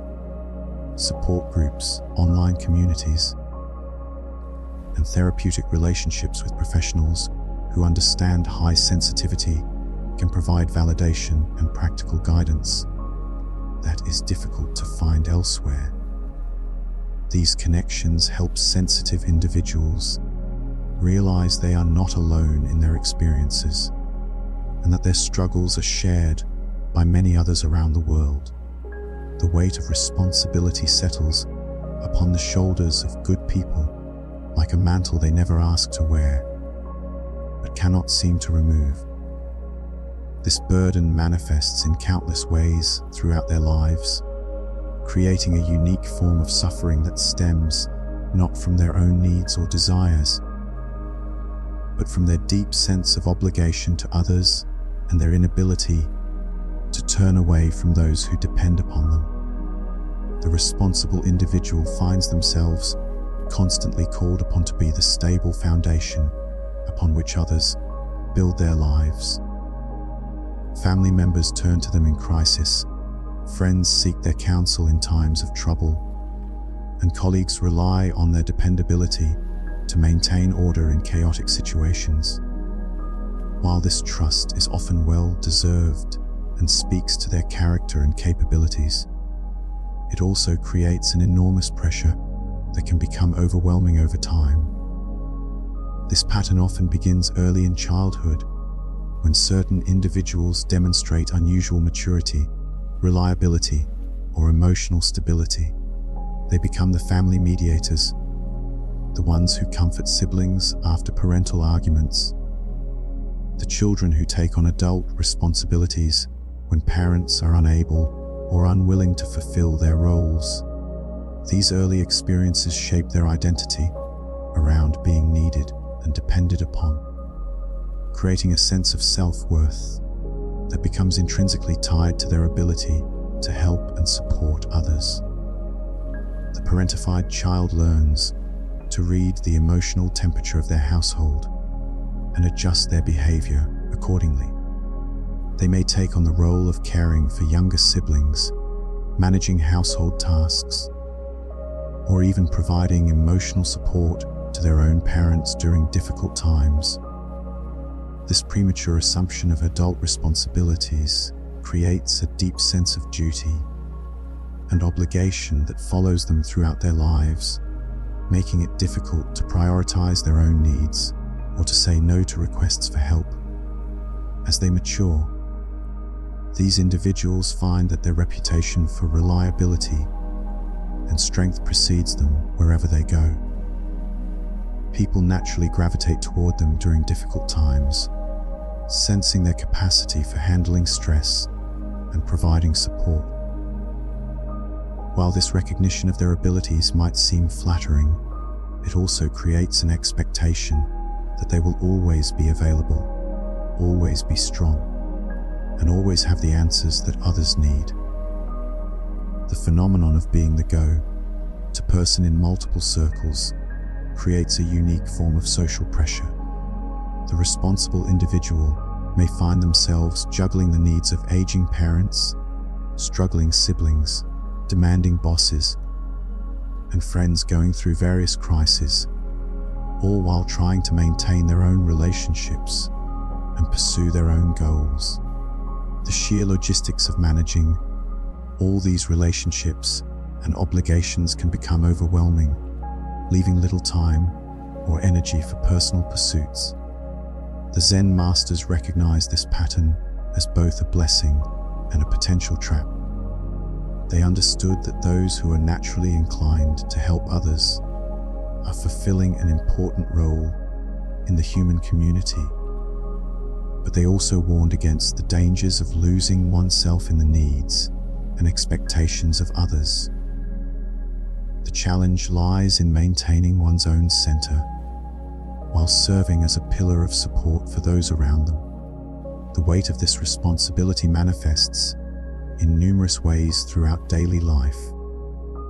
The dependable person finds their phone constantly ringing with calls from people in crisis. Their weekends are filled with helping others move, providing childcare for overwhelmed parents, or serving as emotional support during difficult transitions. Their own plans and needs often take a back seat to the urgent demands of those who have come to rely upon their assistance. The concept of personal time becomes almost foreign to the chronically responsible individual. They may plan a quiet evening at home, only to receive multiple calls from people who need their help or advice. Their vacations are interrupted by family emergencies or work crises that supposedly cannot wait until their return. The idea of being truly unavailable or unreachable feels selfish and irresponsible, even when they desperately need rest and recovery. In professional settings, these individuals often find themselves taking on additional responsibilities that fall outside their job descriptions. They become the unofficial problem solvers, the ones who stay late to ensure projects are completed properly, the team members who pick up the slack when others fail to meet their obligations. Their competence and reliability make them indispensable, but this same indispensability can become a prison that prevents them from pursuing their own goals and aspirations. The career trajectories of highly responsible individuals often suffer as a result of their willingness to take on extra work and their reluctance to promote themselves or seek recognition for their contributions. They may find themselves passed over for promotions in favor of more self-promoting colleagues, despite their superior performance and dedication. Their focus on serving others and maintaining team harmony can be mistaken for lack of ambition or leadership potential. The emotional toll of constant responsibility is significant and often underestimated by both the individuals themselves and those around them. The person who is always strong rarely receives the support and comfort they provide to others. They become so identified with their role as helper and supporter that others forget they also have needs, fears, and vulnerabilities. This creates a profound loneliness that stems not from being alone, but from being surrounded by people who see them only in terms of what they can provide. The isolation experienced by the chronically responsible person is particularly painful because it occurs in the midst of numerous relationships and connections. They may be constantly surrounded by people who need their help, yet feel completely alone in their own struggles and challenges. The very people they support may be unable or unwilling to reciprocate when the tables are turned, leaving the helper feeling abandoned in their moments of greatest need. The responsible individual often struggles with setting boundaries because their entire sense of identity has become wrapped up in being needed and helpful. They fear that saying no to requests for help will disappoint others or reveal them to be selfish and uncaring. This fear drives them to continue accepting more and more responsibilities, even when they are already overwhelmed and exhausted. they become trapped in a cycle of overcommitment that leaves little time or energy for their own needs and desires. The guilt associated with setting boundaries can be overwhelming for those who have built their identity around helping others. They may experience physical symptoms of anxiety when they consider refusing a request for help, even when that request is unreasonable or beyond their capacity to fulfill. The thought of disappointing someone or being seen as unreliable can trigger intense feelings of shame and self-doubt that make boundary setting feel almost impossible. The financial burden of constant responsibility often compounds the emotional stress. The dependable person frequently finds themselves lending money to family members who never repay it, covering expenses for friends who are going through difficult times, or sacrificing their own financial goals to help others meet their obligations. Their generosity and willingness to help often comes at significant personal cost, yet they feel unable to refuse these requests without feeling guilty or selfish. The pattern of financial enabling can become particularly destructive when family members or friends learn to rely on the responsible person's generosity rather than developing their own financial discipline and independence. The helper may find themselves repeatedly bailing out the same individuals, creating a cycle of dependency that ultimately serves no one well. Yet breaking this pattern requires confronting deeply ingrained beliefs about loyalty, family obligation, and the nature of love and support. In romantic relationships, the pattern of excessive responsibility can create significant challenges. Partners may initially be attracted to their stability and dependability, but over time may come to take these qualities for granted. The responsible person may find themselves in relationships where they are expected to be the primary emotional support, financial provider, or problem solver, while receiving little reciprocal care and attention. This dynamic can lead to resentment and exhaustion, yet breaking free from it requires confronting deeply ingrained patterns of behavior and identity. The dating experiences of highly responsible individuals often follow predictable patterns. They may attract partners who are drawn to their stability and reliability, but who are not prepared to offer the same level of commitment and support in return. The responsible person may find themselves repeatedly entering relationships where they give far more than they receive, yet feel unable to demand reciprocity without feeling selfish or demanding.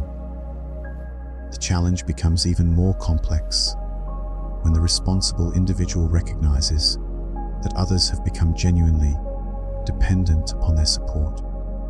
Elderly parents may rely on them for care and assistance. Adult children may depend on their financial help, and friends may have structured their lives around the assumption of continued support. The thought of stepping back from these responsibilities feels like abandonment, even when continuing to fulfill them is causing significant personal harm. The dilemma of caring for aging parents while trying to maintain their own lives and relationships is particularly challenging for responsible individuals. They may find themselves torn between their desire to provide the best possible care for their parents and their need to preserve their own mental health and family relationships.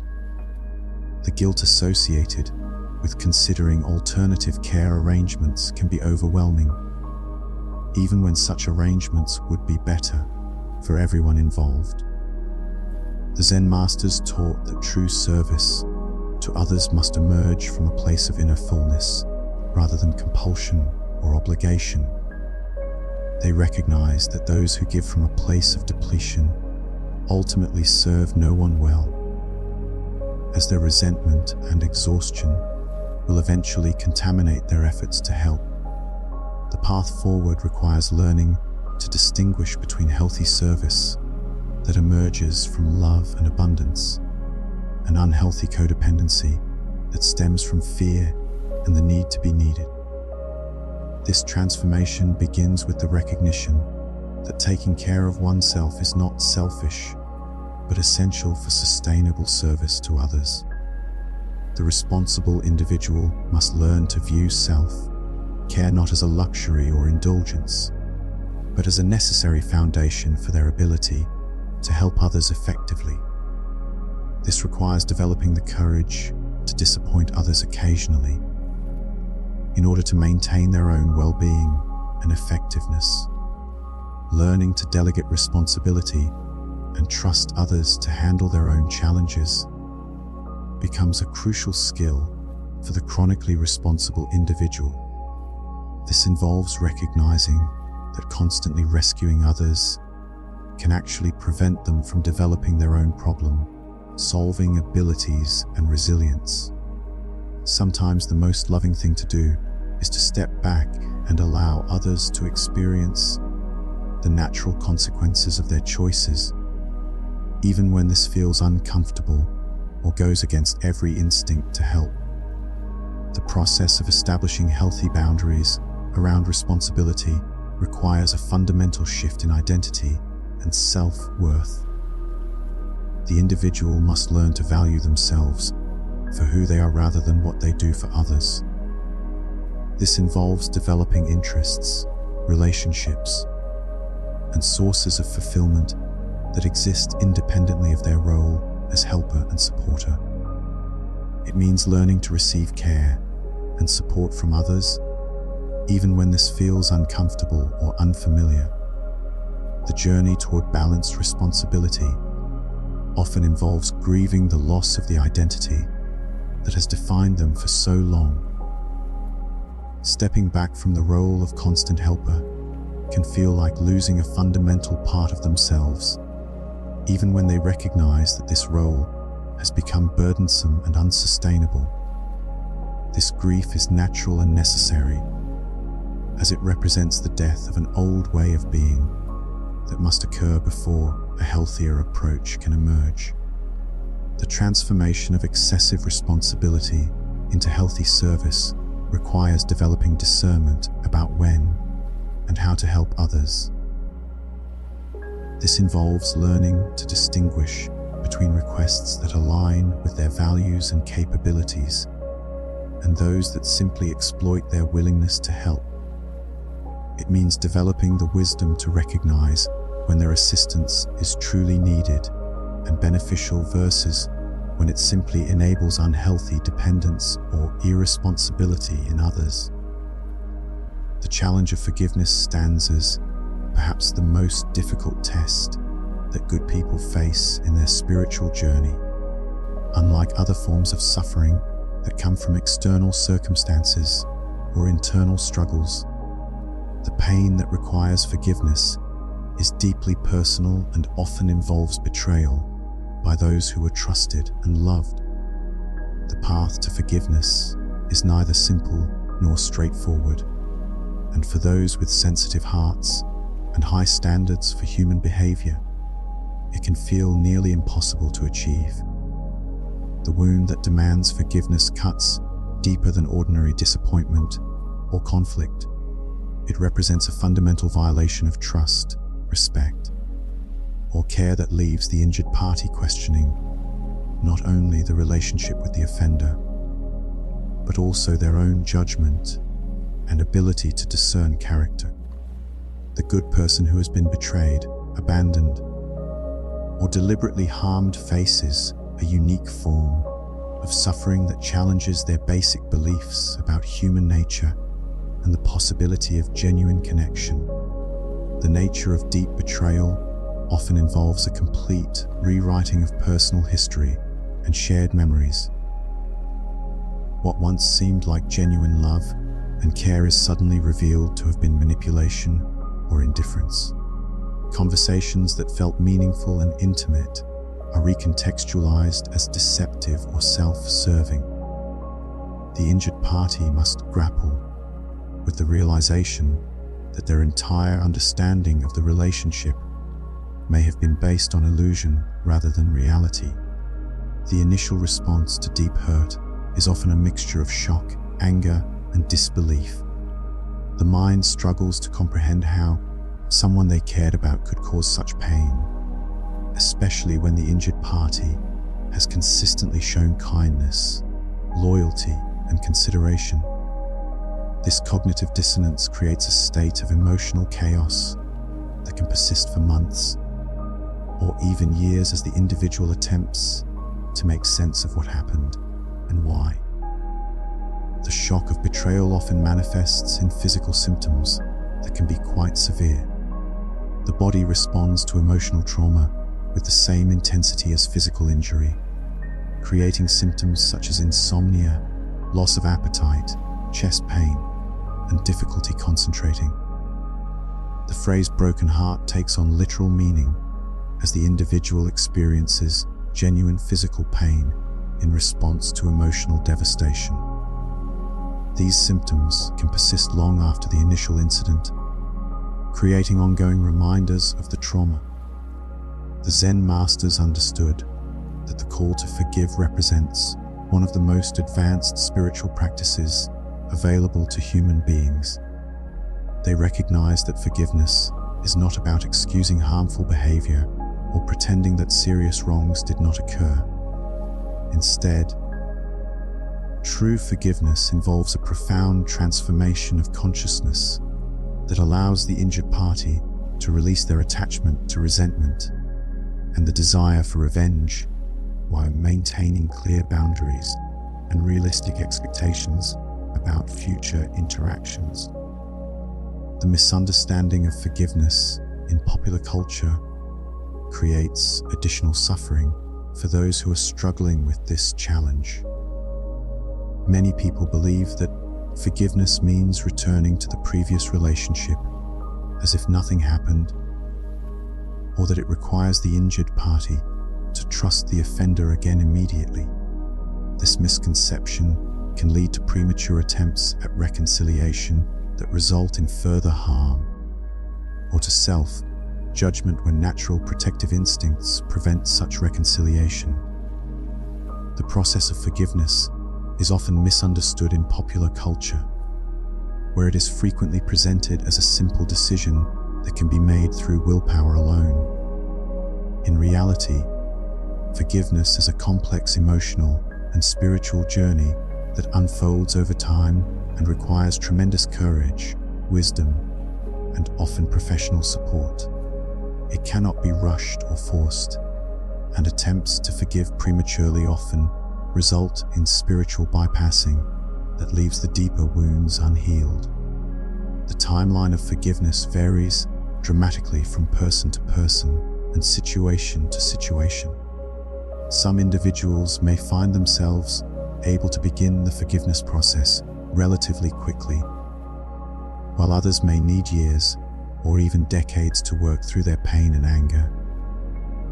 There is no standard time frame for forgiveness, and comparing one's progress to others or to external expectations can create additional suffering and self-judgment.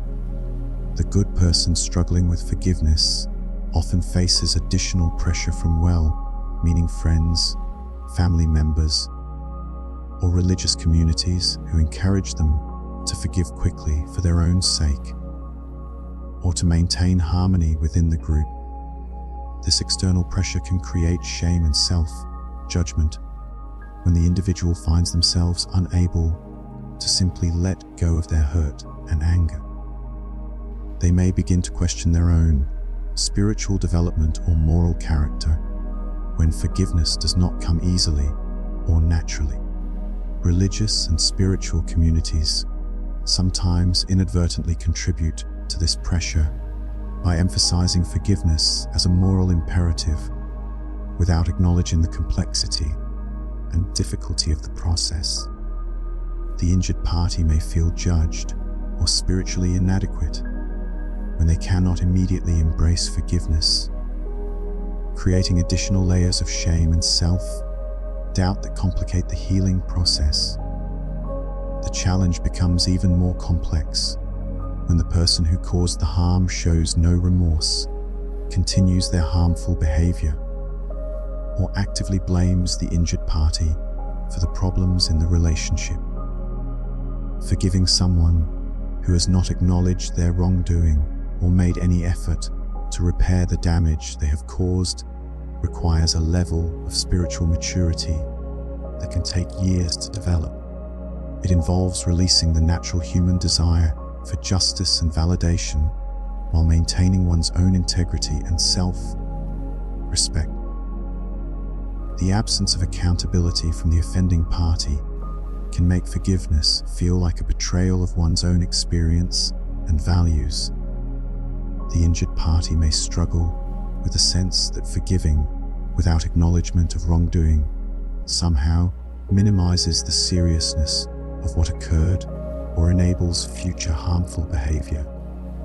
This internal conflict between the desire to heal and the need for justice can create a prolonged state of emotional turmoil. The anger that accompanies deep hurt serves important psychological and spiritual functions that must be honored and processed, rather than simply dismissed or suppressed. This anger often contains valuable information about violated boundaries, unmet needs, and core values that have been disrespected. It provides the energy necessary to make difficult changes in relationships and life circumstances that may be required for healing and growth to occur. The suppression of anger in the name of forgiveness can actually impede the healing process and lead to depression, physical illness, and ongoing resentment. The individual must learn to feel and express their anger in healthy ways before they can genuinely release it through forgiveness. This may involve working with therapists, writing unsent letters, engaging in physical exercise, or finding other outlets for the intense energy that anger provides. The journey toward forgiveness often begins with the recognition that holding on to resentment is causing more harm to the injured party than to the person who caused the original wound. This realization does not diminish the validity of the hurt or anger, but it opens the door to considering forgiveness as a gift to oneself rather than a favor to the offender. The individual begins to understand that forgiveness is not about the other person deserving it, but about their own freedom and peace of mind.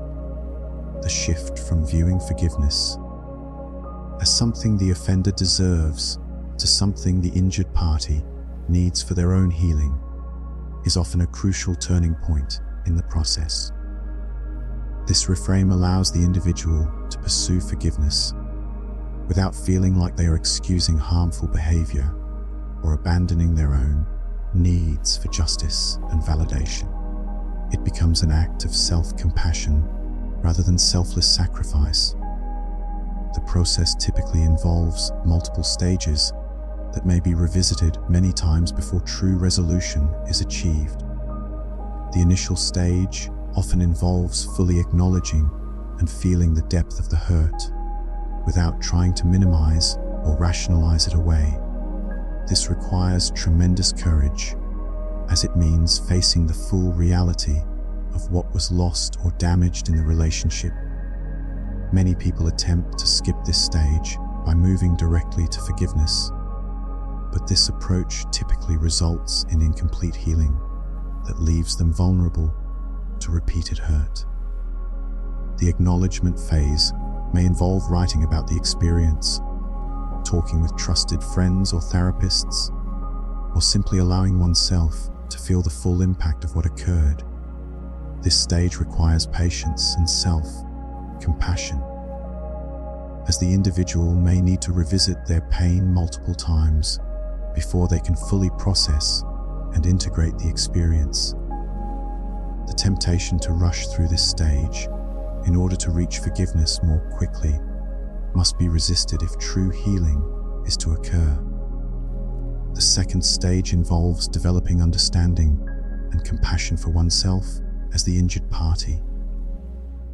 This means recognizing that being hurt by someone they trusted does not reflect poorly on their judgment or character, but rather demonstrates their capacity for love and vulnerability.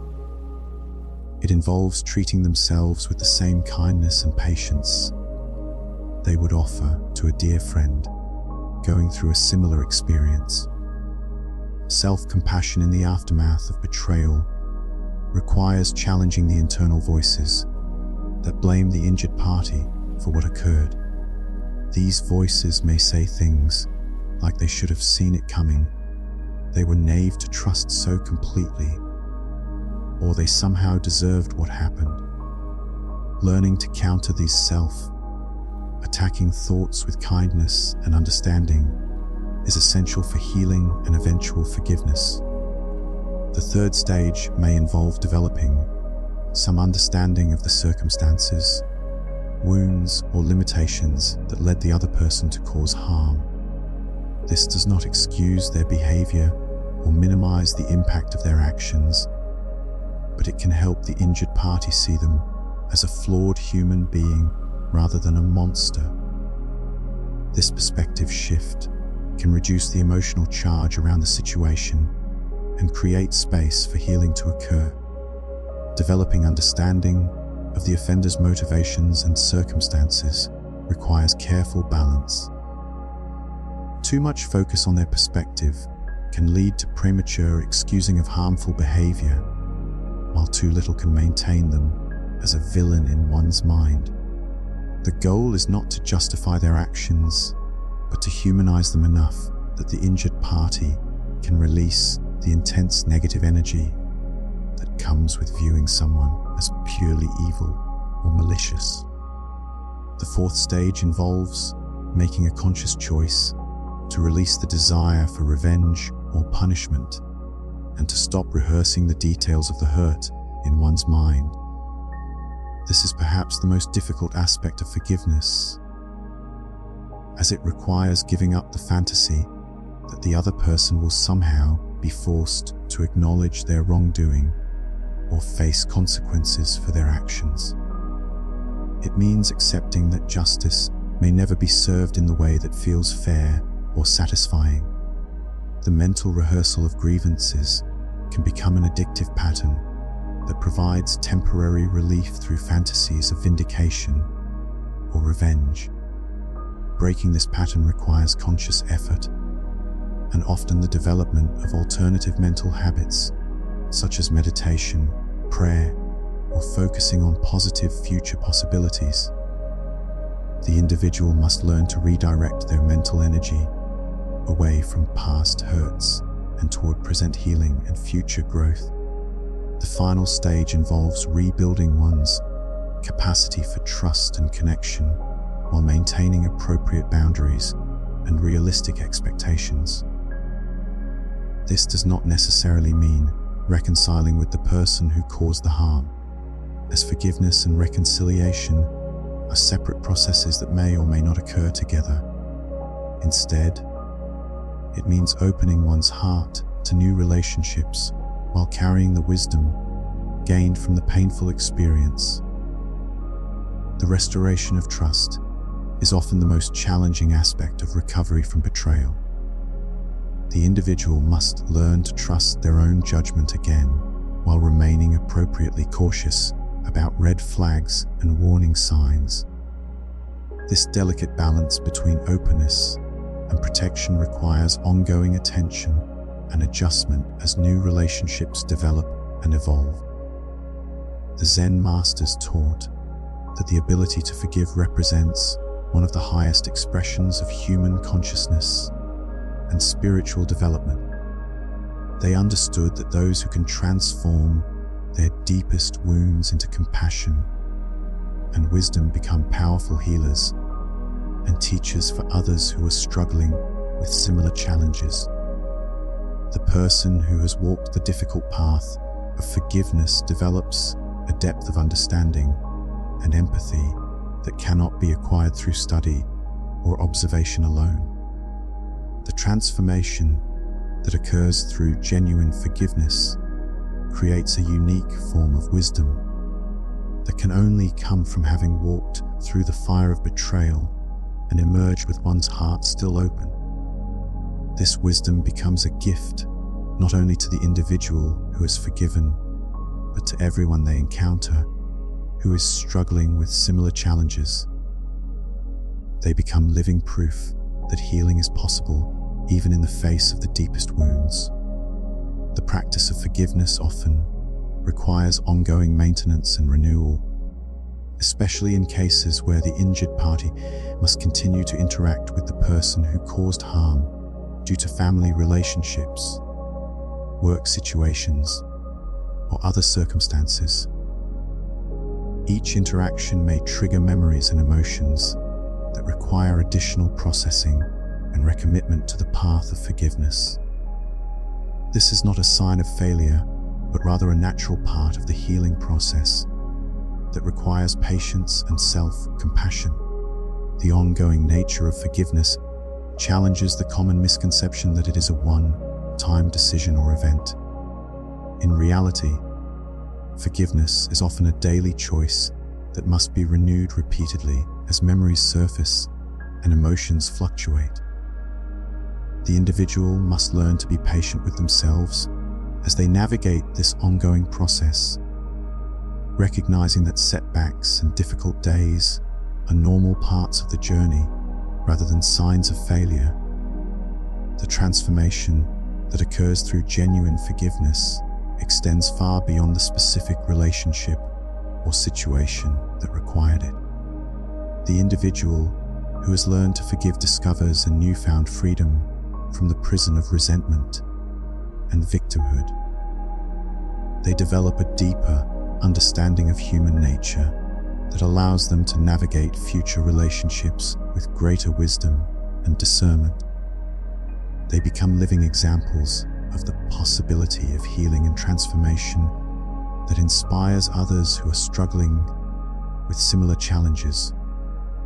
The ripple effects of forgiveness extend far beyond the individual who has done the forgiving. Their example and wisdom can inspire family members, friends, and even strangers to consider forgiveness in their own lives. The energy of resentment and revenge that once consumed them is transformed into compassion and understanding that enriches every relationship they enter. In this way, the personal journey of forgiveness becomes a gift to the entire human community. The journey of forgiveness ultimately reveals itself to be not about the other person at all, but about the injured party's own spiritual evolution and capacity for love. It represents a choice to define oneself by one's response to adversity rather than by the adversity itself. It is a declaration that no person or circumstance has the power to permanently diminish one's capacity for joy, peace, and connection. In this way, the challenge of forgiveness becomes one of the greatest gifts that life can offer, even though it may not feel like a gift. While one is walking through the fire of transformation, the completion of the forgiveness journey marks not an end, but a beginning. The individual who has successfully navigated this challenging path discovers that they have developed spiritual muscles and emotional resilience that serve them well in all areas of life. They have learned to transform suffering into wisdom, pain into compassion, and betrayal into deeper understanding of the human condition. These are gifts that can never be taken away and that continue to enrich their lives and the lives of others long after the original wound has healed. The path of spiritual awakening often leads us to the most challenging test of all, the test of faith. This is not the simple faith of childhood belief or the comfortable faith that emerges when life flows smoothly according to our expectations.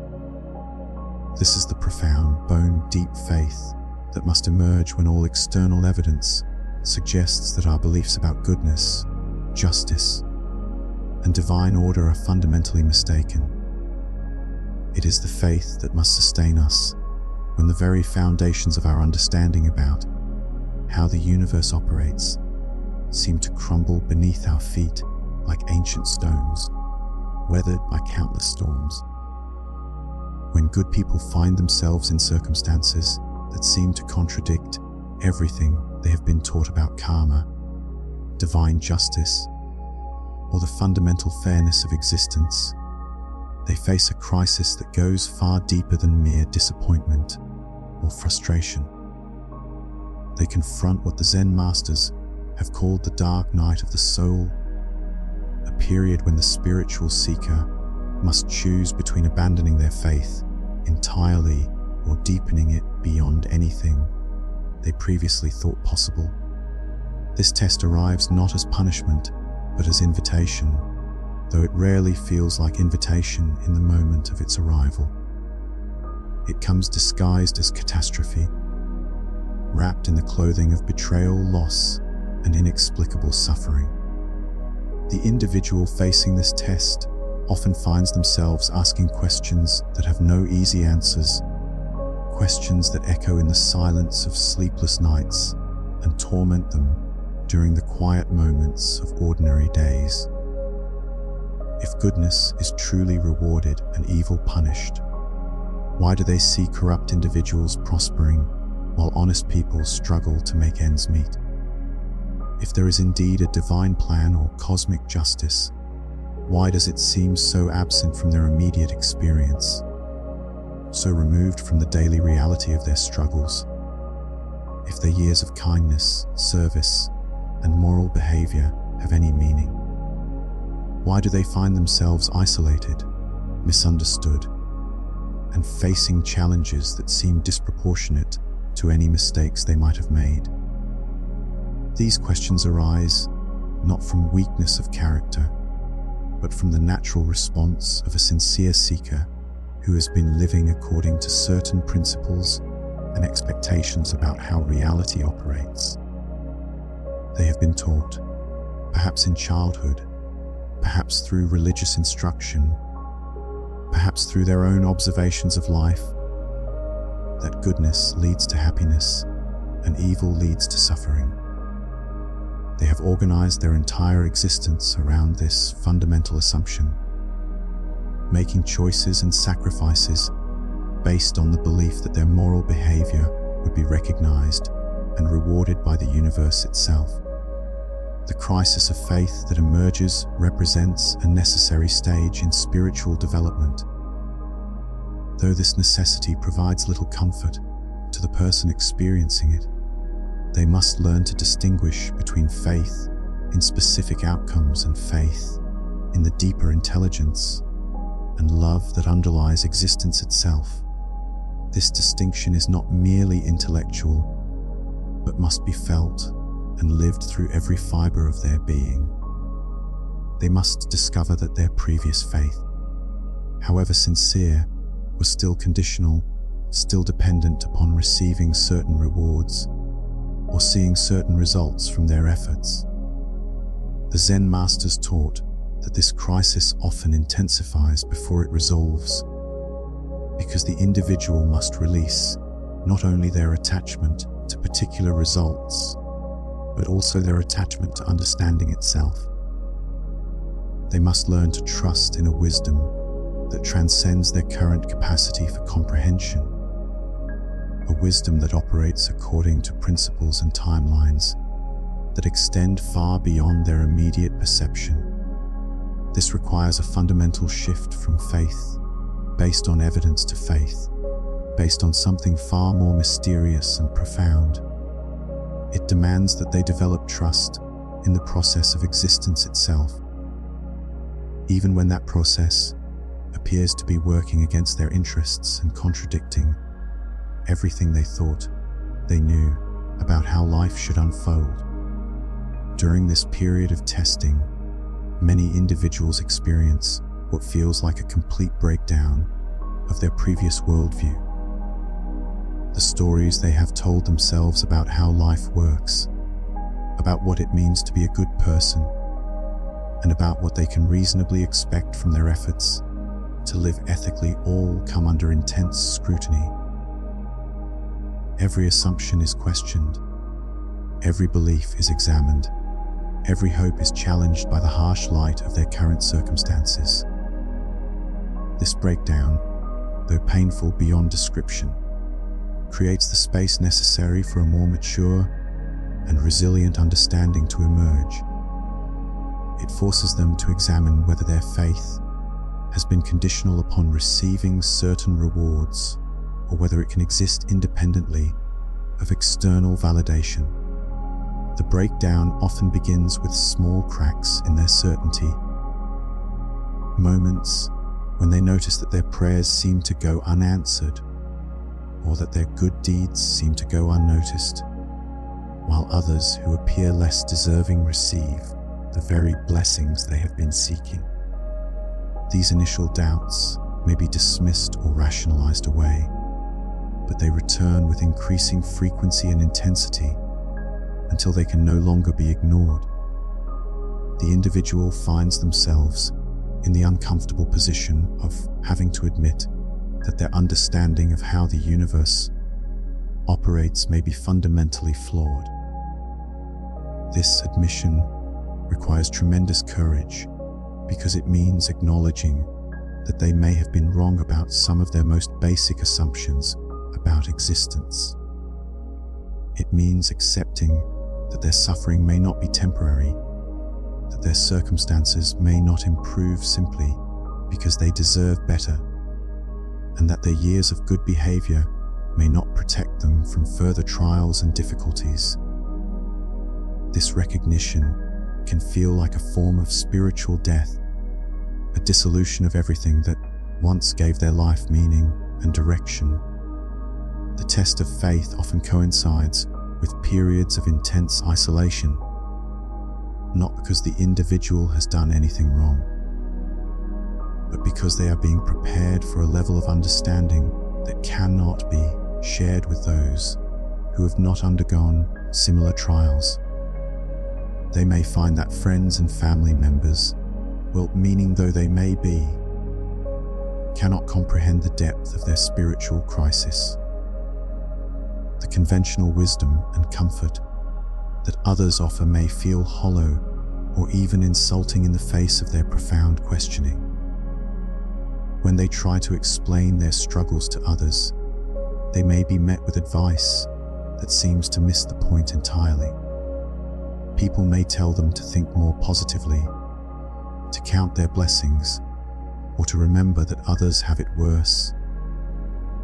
While these suggestions come from a place of caring, they fail to address the fundamental nature of the crisis the individual is experiencing. They are not simply dealing with temporary discouragement or a run of bad luck.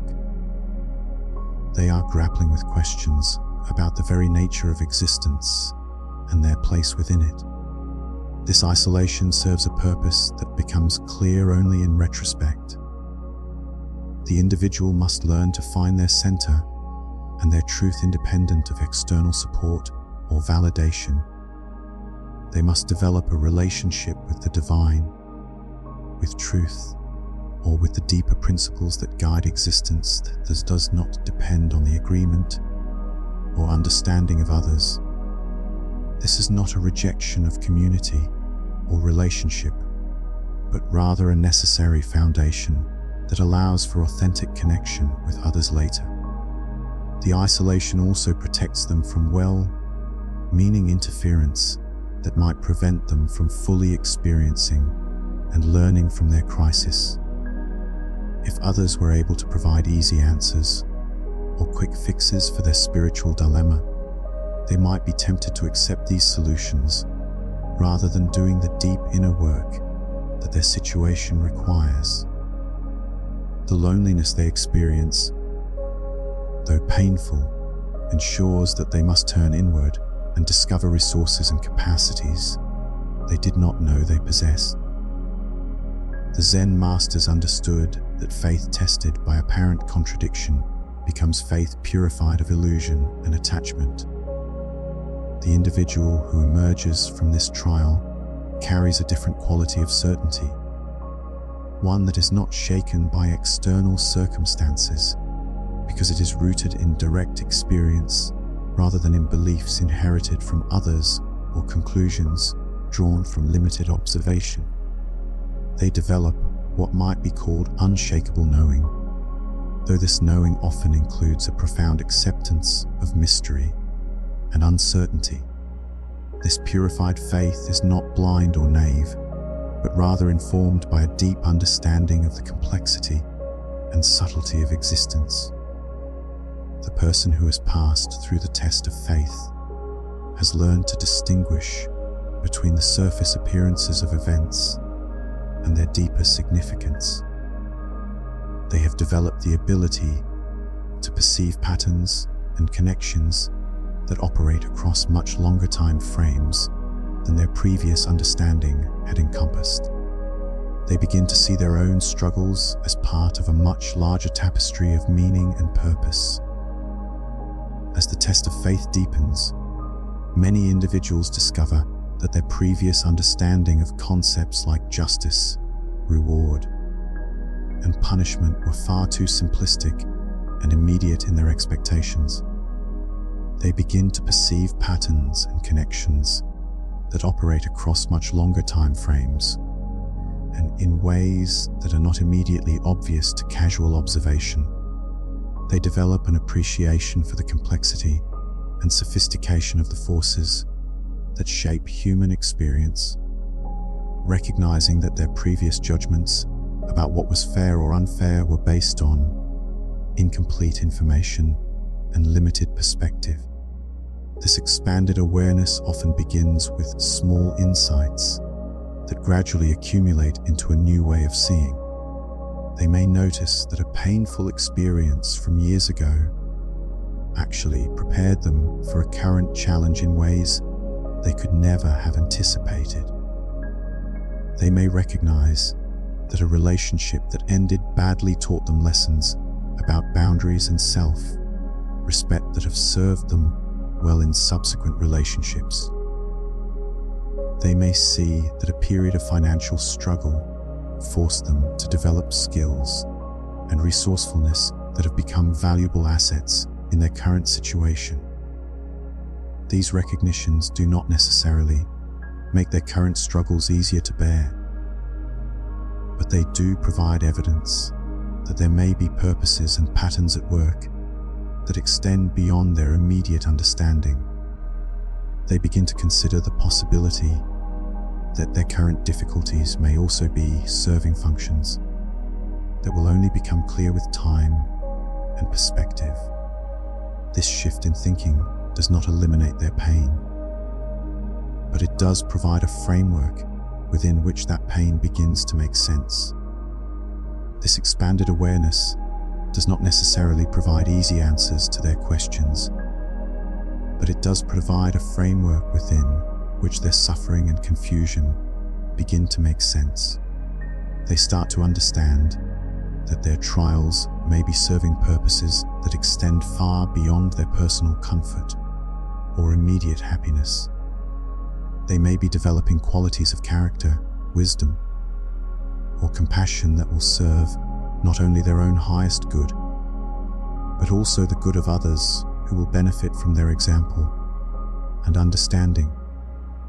The individual begins to recognize that their capacity for empathy and understanding has been deepened by their struggles in ways that would not have been possible through easier circumstances. They find that they can relate to others who are suffering with a depth of compassion that surprises even themselves. They discover that their own journey through darkness has given them the ability to offer genuine hope and support to others who are facing similar challenges.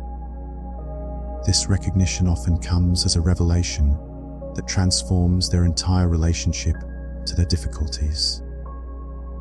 Instead of seeing their struggles as evidence that something has gone wrong in their lives, they begin to understand them as a form of spiritual education that is preparing them for service to others. they realize that their pain has not been meaningless or random, but has been shaping them into instruments of healing and wisdom. The test of faith ultimately reveals itself to be less about believing in specific doctrines or outcomes, and more about developing trust in the fundamental intelligence and benevolence of existence itself. This trust does not require understanding all the mechanisms by which this intelligence operates, nor does it demand that every event in life feel pleasant or immediately beneficial.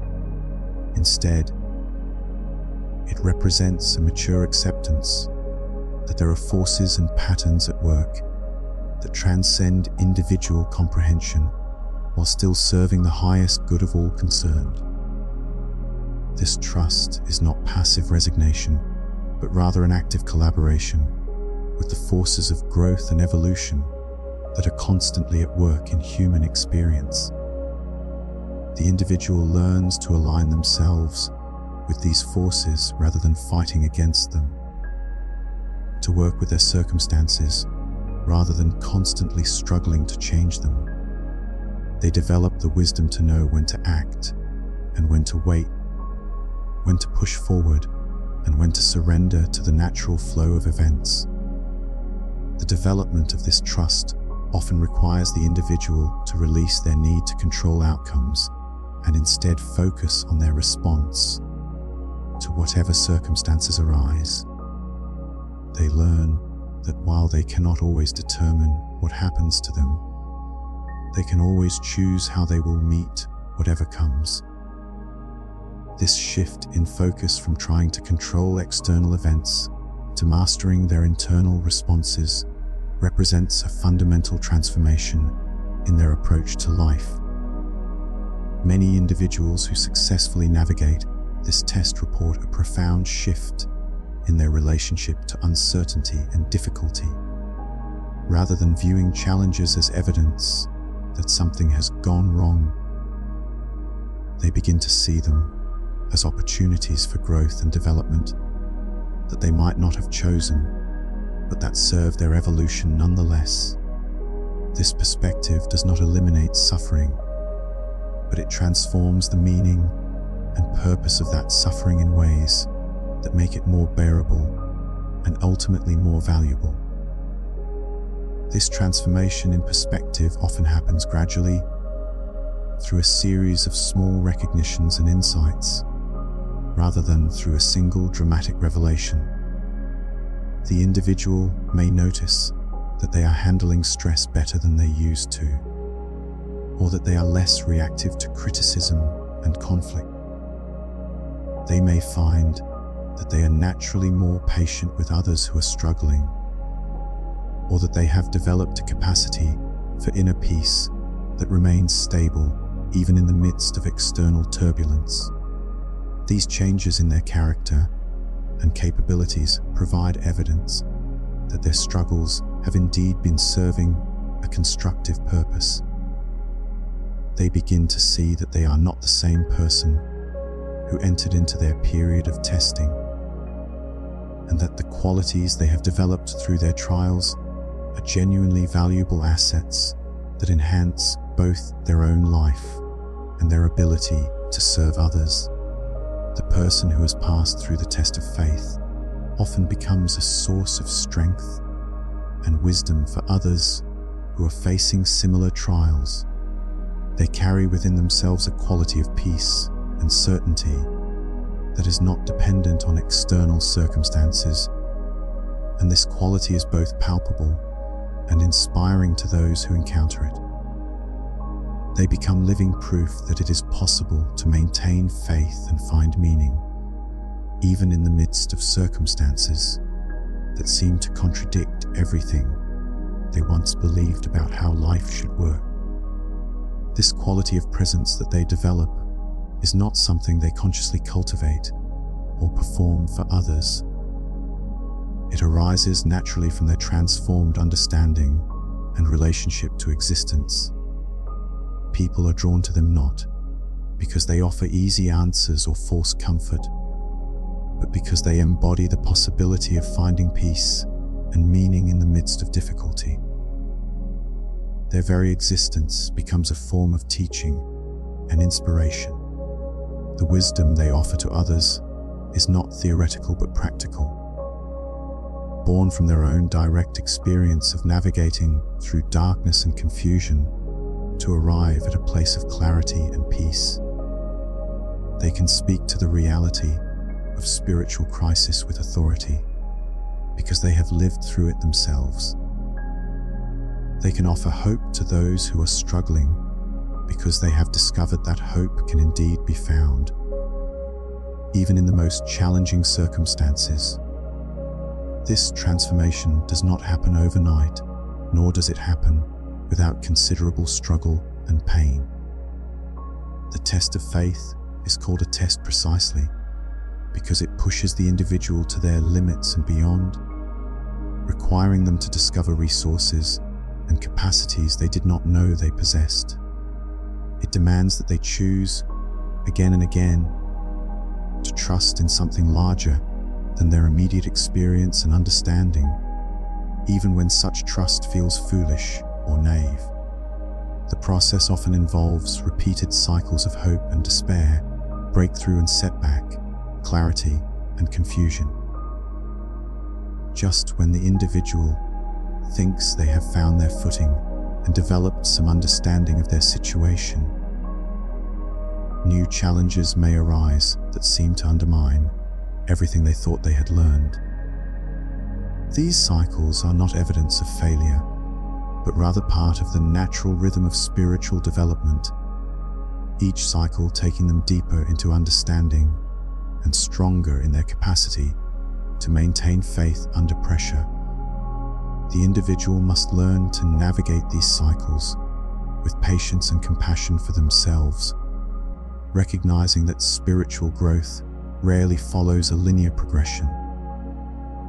They must develop the ability to hold on to their insights and understanding, even when their emotions are telling them that everything is hopeless. They must learn to distinguish between temporary states of discouragement and genuine threats to their spiritual progress. The resolution of this test often comes not through the arrival of external evidence that validates the individual's faith, but through an internal shift in perspective that allows them to see their circumstances in an entirely new light. They may suddenly recognize patterns of growth and development in their own character that would not have been possible without the specific challenges they have faced. They may perceive ways in which their suffering has prepared them to serve others or to fulfill purposes they had not previously imagined. This shift in perspective is often accompanied by a profound sense of gratitude for their entire journey, including the parts that were most painful and difficult. They recognize that every experience, every challenge, every moment of doubt and confusion has contributed to their current understanding and capacity. They see that their trials were not obstacles to their spiritual development, but rather the very means by which that development occurred. The gratitude they feel is not superficial or forced, but arises spontaneously from their recognition of how perfectly orchestrated their journey has been. They see that even the people who hurt them, even the circumstances that seemed most unfair, even the periods when they felt most abandoned and alone, were all serving their highest good in ways they could not have understood at the time. As the test of faith reaches its conclusion, the individual often experiences what the Zen masters called awakening. Though this awakening may be quite different from what they had expected or imagined, rather than a dramatic mystical experience or the sudden resolution of all their problems, they may simply find themselves possessed of an unshakable inner peace and a deep trust in the process of existence itself. They discover that they no longer need external validation or evidence to maintain their faith. because that faith has become an integral part of their being. This awakening is not an end point, but rather a new beginning, a foundation upon which they can build a life of service and contribution. They find that their struggles have prepared them not just to survive difficulty, but to thrive in the midst of it, to find meaning and purpose regardless of their external circumstances. They have developed what might be called spiritual resilience, the ability to maintain their center and their values no matter what challenges they face. The peace they discover is not the absence of challenge or difficulty, but rather the presence of an unshakable foundation that remains stable regardless of external circumstances. They have learned to distinguish between the temporary fluctuations of their emotional and mental states and the deeper stability of their essential being. This distinction allows them to navigate life's ups and downs with equanimity and grace. The completion of this test marks the beginning of a new phase of spiritual development, one characterized by service rather than seeking, by giving rather than getting, and by a deep commitment to helping others navigate their own spiritual challenges. The individual who has successfully passed through the test of faith becomes a beacon of hope and possibility for those who are still struggling with doubt and confusion. They embody the truth that faith is not naive optimism, but rather a mature response to the complexity and mystery of existence. This transition from seeking to serving often happens naturally and without conscious decision.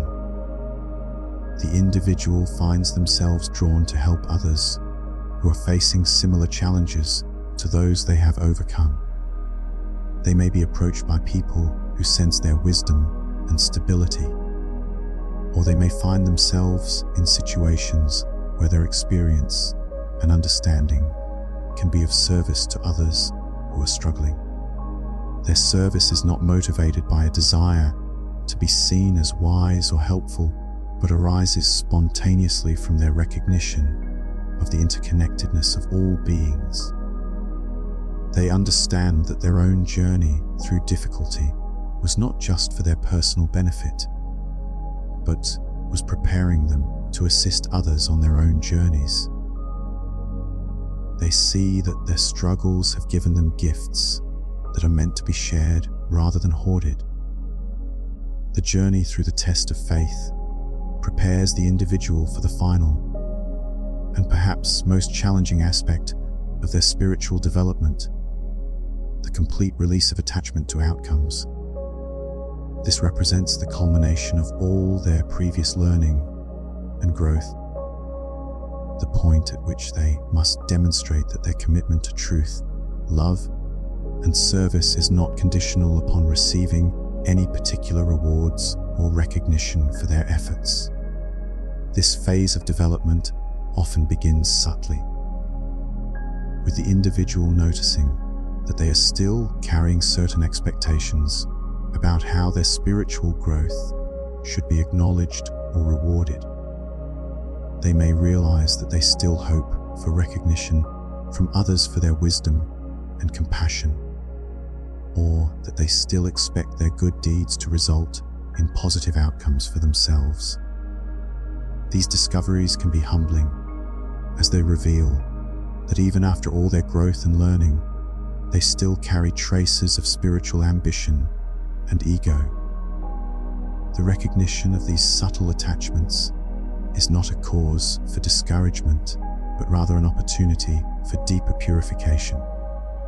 The individual learns to observe these tendencies with compassion and humor, understanding that they are natural human inclinations that require gentle but persistent attention.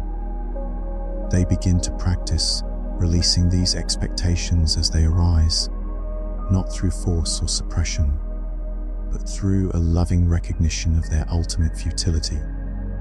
The final purification that awaits the mature spiritual seeker involves letting go of even the most subtle forms of spiritual ambition and expectation. This includes releasing attachment to being seen as wise or holy, to having their sacrifices acknowledged or appreciated, and even to achieving particular states of consciousness or spiritual attainment. It requires a complete surrender of the ego's need to be special, important, or different from others, even in spiritual terms. This process of release often involves a careful examination of their motivations for spiritual practice and service. They must honestly assess whether they are still seeking something for themselves through their spiritual activities, whether they are still hoping to gain some advantage or recognition through their efforts to help others. This self-examination requires tremendous honesty and courage, as it may reveal motivations that they would prefer not to acknowledge. The discovery of these hidden motivations is not a sign of spiritual failure, but rather an indication that they are ready for the final stages of purification. The fact that they can see these subtle forms of self-seeking clearly means that they have developed the awareness necessary to transcend them. They begin to understand that even the most noble spiritual aspirations can become obstacles if they are held too tightly or pursued for the wrong reasons. This phase of development often begins with the recognition that despite all their growth and learning, the individual still carries within themselves traces of spiritual pride and subtle forms of attachment to their identity as someone who has overcome great challenges or achieved significant insights. They may notice that they still derive satisfaction from being seen as wise or compassionate, or that they still harbor expectations about how their spiritual development should be recognized or rewarded by others. These recognitions often come as surprises, arising in moments when the individual is not actively examining themselves, but is simply going about their daily activities. They may notice a flash of pride when someone compliments their wisdom, or a moment of disappointment when their efforts to help someone are not appreciated. These small observations reveal the presence of attachments that they thought they had already released.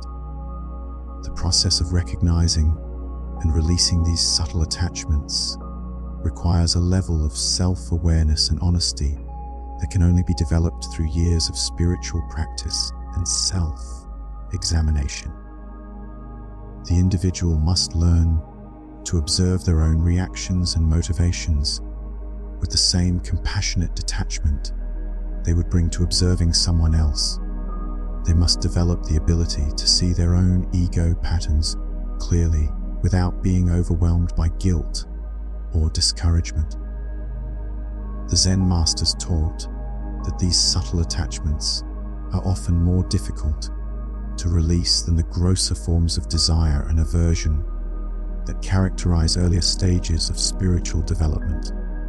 The person who has overcome obvious forms of selfishness and developed genuine compassion may find it particularly challenging to recognize and release their attachment to their spiritual identity and achievements. Yet this release is essential for the final stages of spiritual maturation. The difficulty lies partly in the fact that these attachments often masquerade as virtuous qualities or legitimate spiritual aspirations. The desire to be helpful, to be seen as wise, or to achieve deeper states of consciousness can all seem like positive motivations that should be encouraged rather than released. The individual must develop the discernment to distinguish between genuine service and subtle forms of spiritual materialism. This discernment develops gradually through careful observation of their own reactions and motivations over time. They begin to notice the difference between actions that arise spontaneously from love and compassion and actions that are motivated by a desire for recognition or spiritual advancement.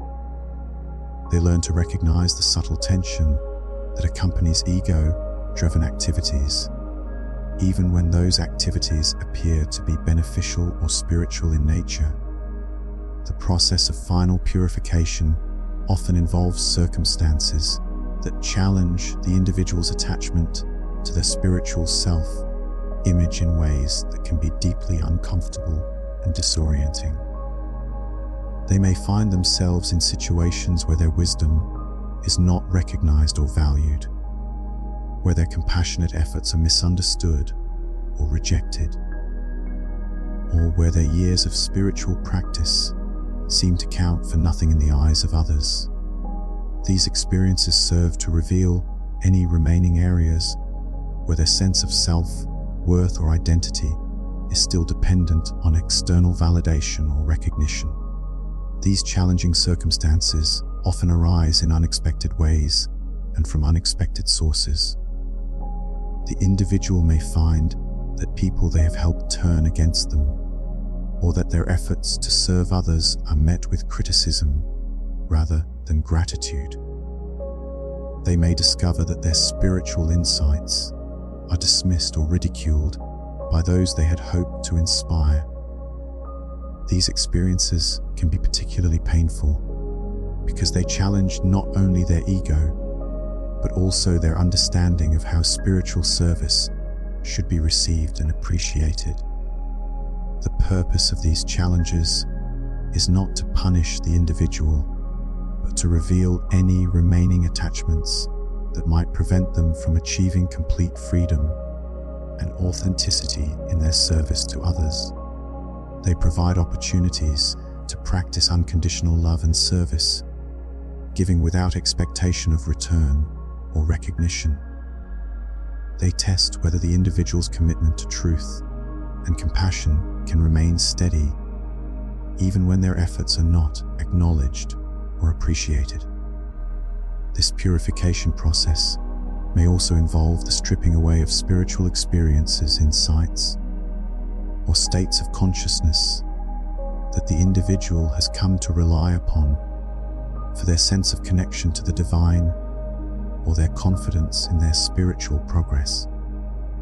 They may find that meditation practices that once brought them peace and clarity no longer seem to work, or that spiritual experiences that once felt profound and meaningful now seem distant or even questionable.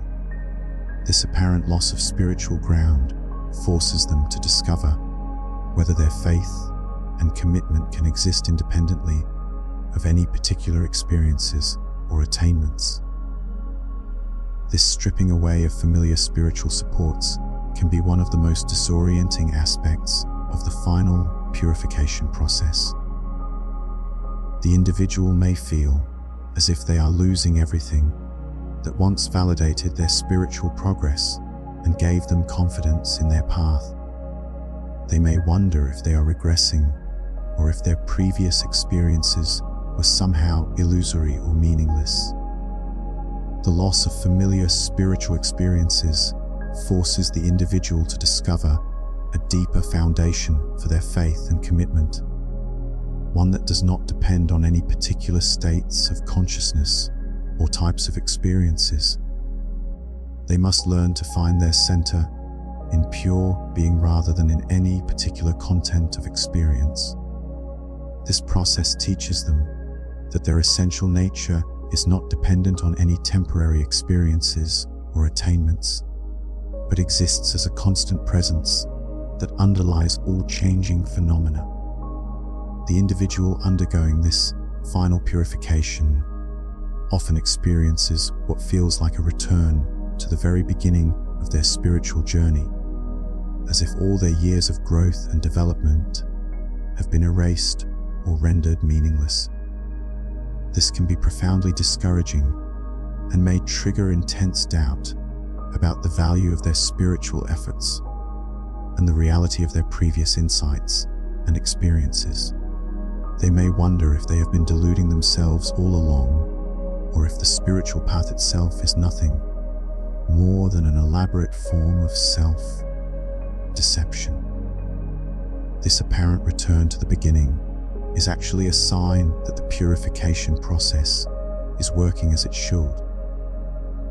The individual is being stripped of all false supports and artificial attainments so that they can discover what remains when everything non-essential has been removed.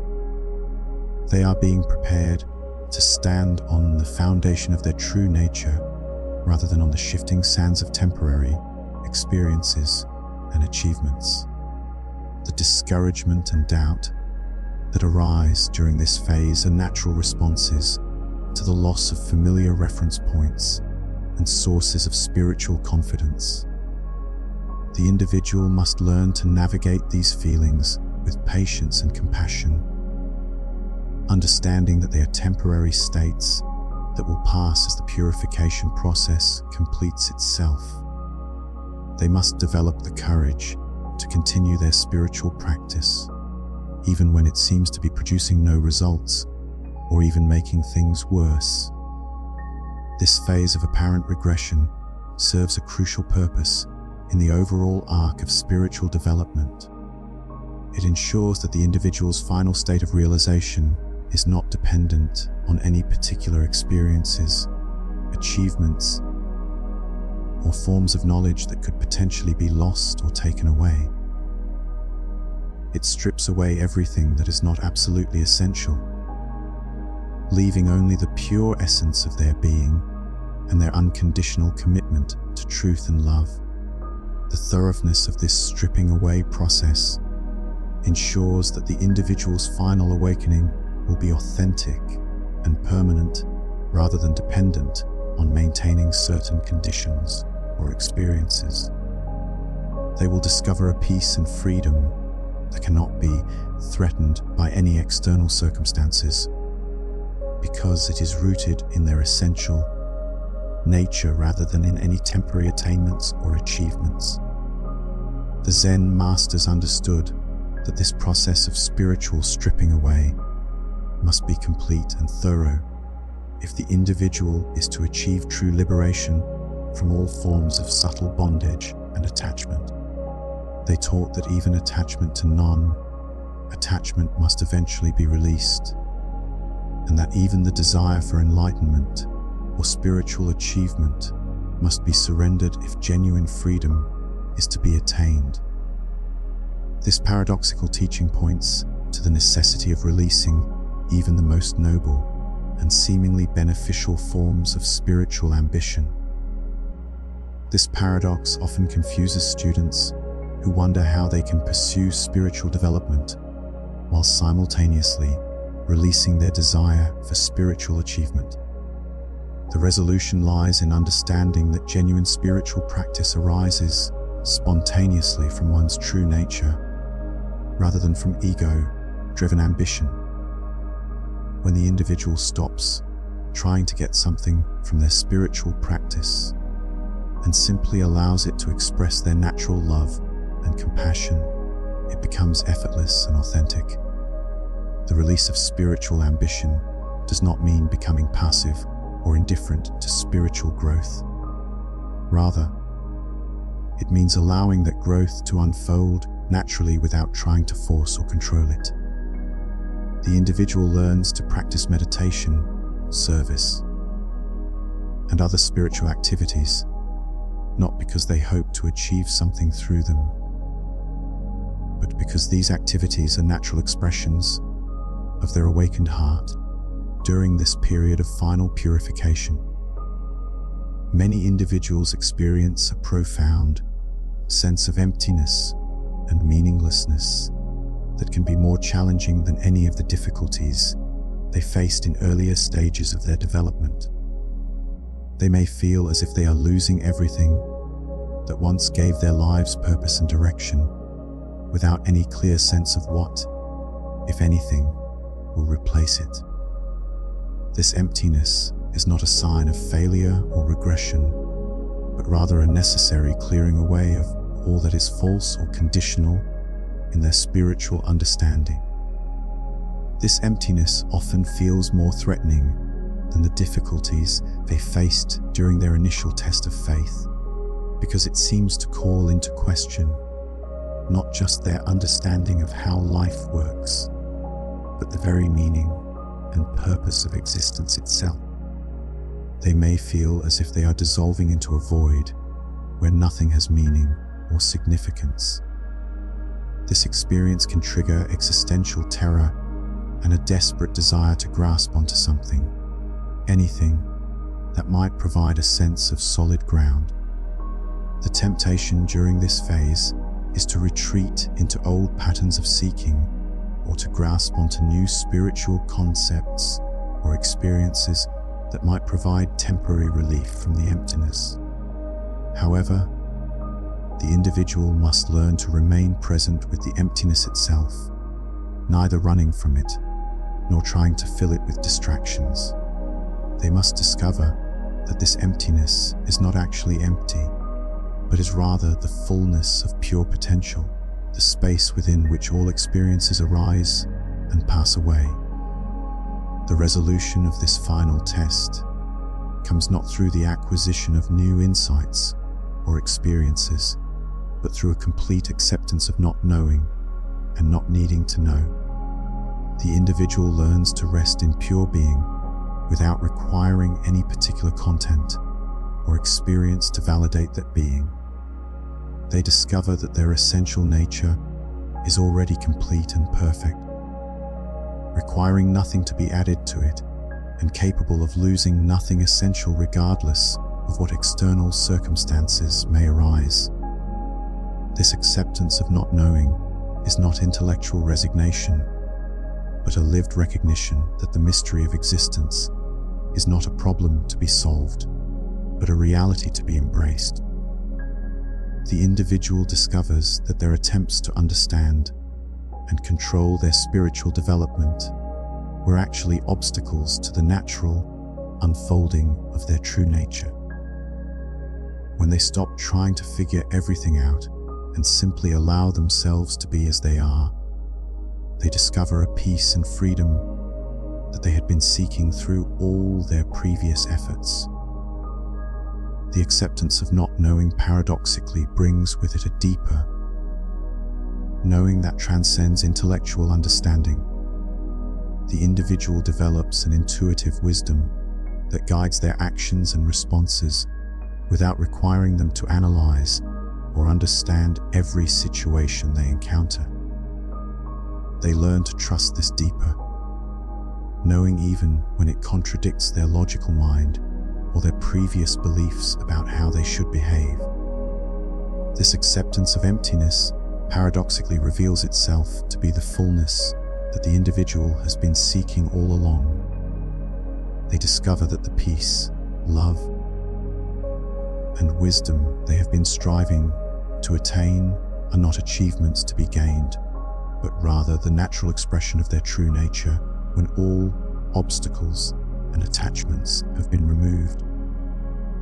The final purification reveals that there was never anything lacking in their essential being, and that all their spiritual efforts have been aimed at removing the illusions that prevented them from recognizing this fundamental completeness.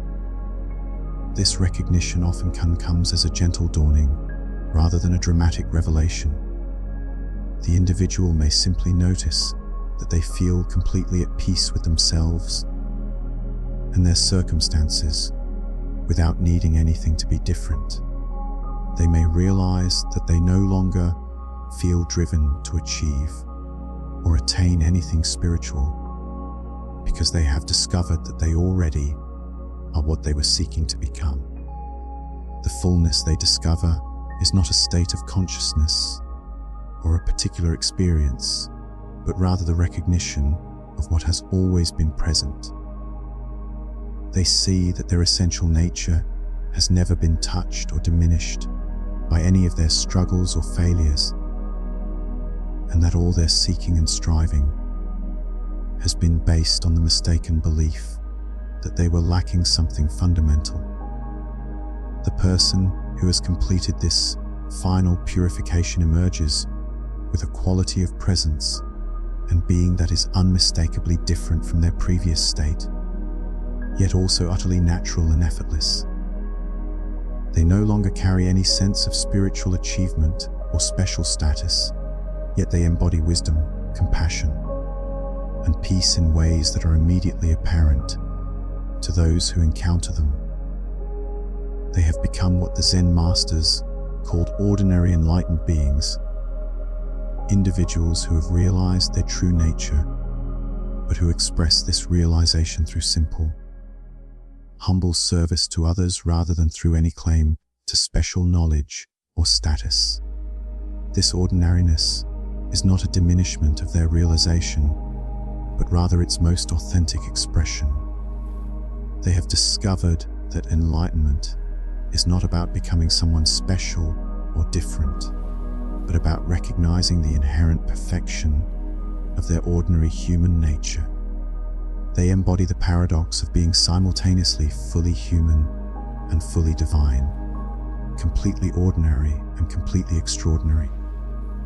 Their presence has a quality of naturalness and authenticity that puts others at ease, while simultaneously inspiring them to recognize their own inherent perfection. They do not need to perform or project any particular spiritual image, because their realization expresses itself spontaneously through their natural responses to whatever situations arise. They have become transparent vehicles for love and wisdom to flow into the world. This completion of the purification process marks the beginning of what might be called the real spiritual work, which is the expression of unconditional love and wisdom in service to all beings without any expectation of recognition, reward, or even appreciation for these efforts. The individual who has reached this stage has finally learned to give purely for the joy of giving, to love without condition or expectation, and to serve without attachment to the results of their service. This service arises spontaneously from their recognition of the fundamental unity of all existence. They no longer see themselves as separate beings helping other separate beings, but rather as expressions of the one life, serving itself through countless forms. Their service becomes as natural and effortless as breathing, requiring no special effort or intention, because it flows directly from their awakened understanding. The joy they find in giving and serving is not dependent on the responses of those they serve, but arises from the recognition that giving is their natural state of being. They discover that they are not depleted by their service, but rather fulfilled and energized by it, because they are expressing their true nature rather than acting against it. The journey through final purification ultimately reveals that spiritual development is not about becoming someone different or special, but about removing everything that obscures the natural perfection and completeness of one's essential being. It demonstrates that true spiritual achievement lies not in gaining anything new, but in releasing everything that is false or unnecessary. The individual who completes this process discovers that they have not become enlightened so much as they have stopped preventing themselves from expressing the enlightenment that was always their true nature. This recognition brings with it a profound sense of coming home to themselves after a long journey of apparent seeking and striving.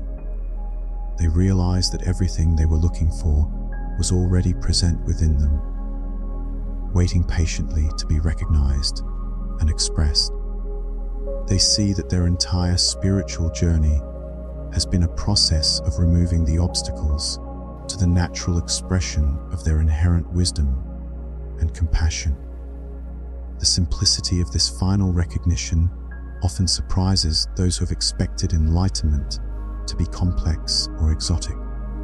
They discover that their true nature is not mysterious or difficult to access, but is actually the most obvious an immediate reality of their existence.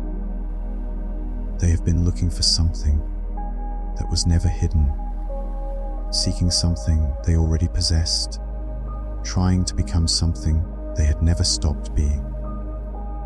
As we reach the culmination of this profound journey of spiritual awakening and purification, we arrive at a recognition that transforms everything that has come before.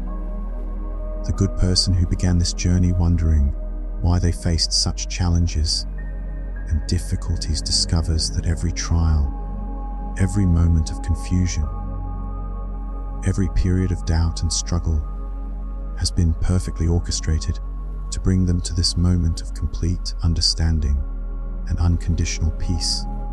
This orchestration is not the result of some external force manipulating their circumstances, but rather the natural unfolding of intelligence and love that operates through all existence.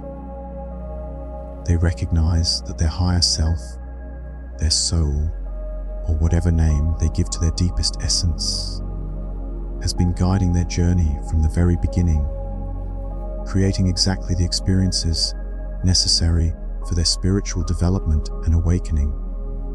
The recognition of this perfect orchestration often brings with it a sense of awe and wonder at the intelligence and compassion that has been operating in their life all along. They see that even their moments of greatest despair and confusion were serving their highest good, providing exactly the challenges and opportunities they needed to develop the qualities and understanding they now possess. The awakening to one's divine destiny is not the dramatic revelation that many expect, but rather a gentle recognition of what has always been true.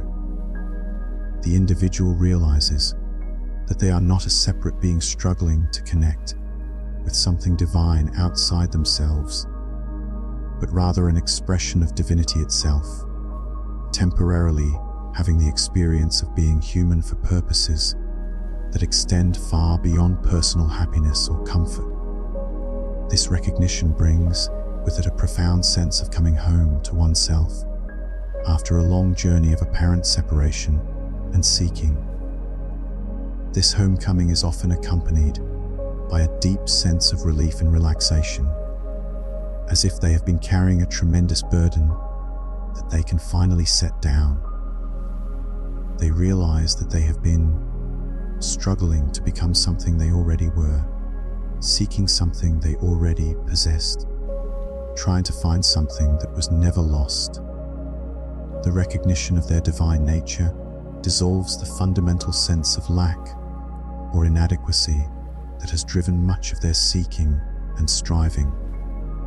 The understanding that they are expressions of divinity, having a human experience rather than humans trying to become divine, transforms their entire relationship to their circumstances and challenges.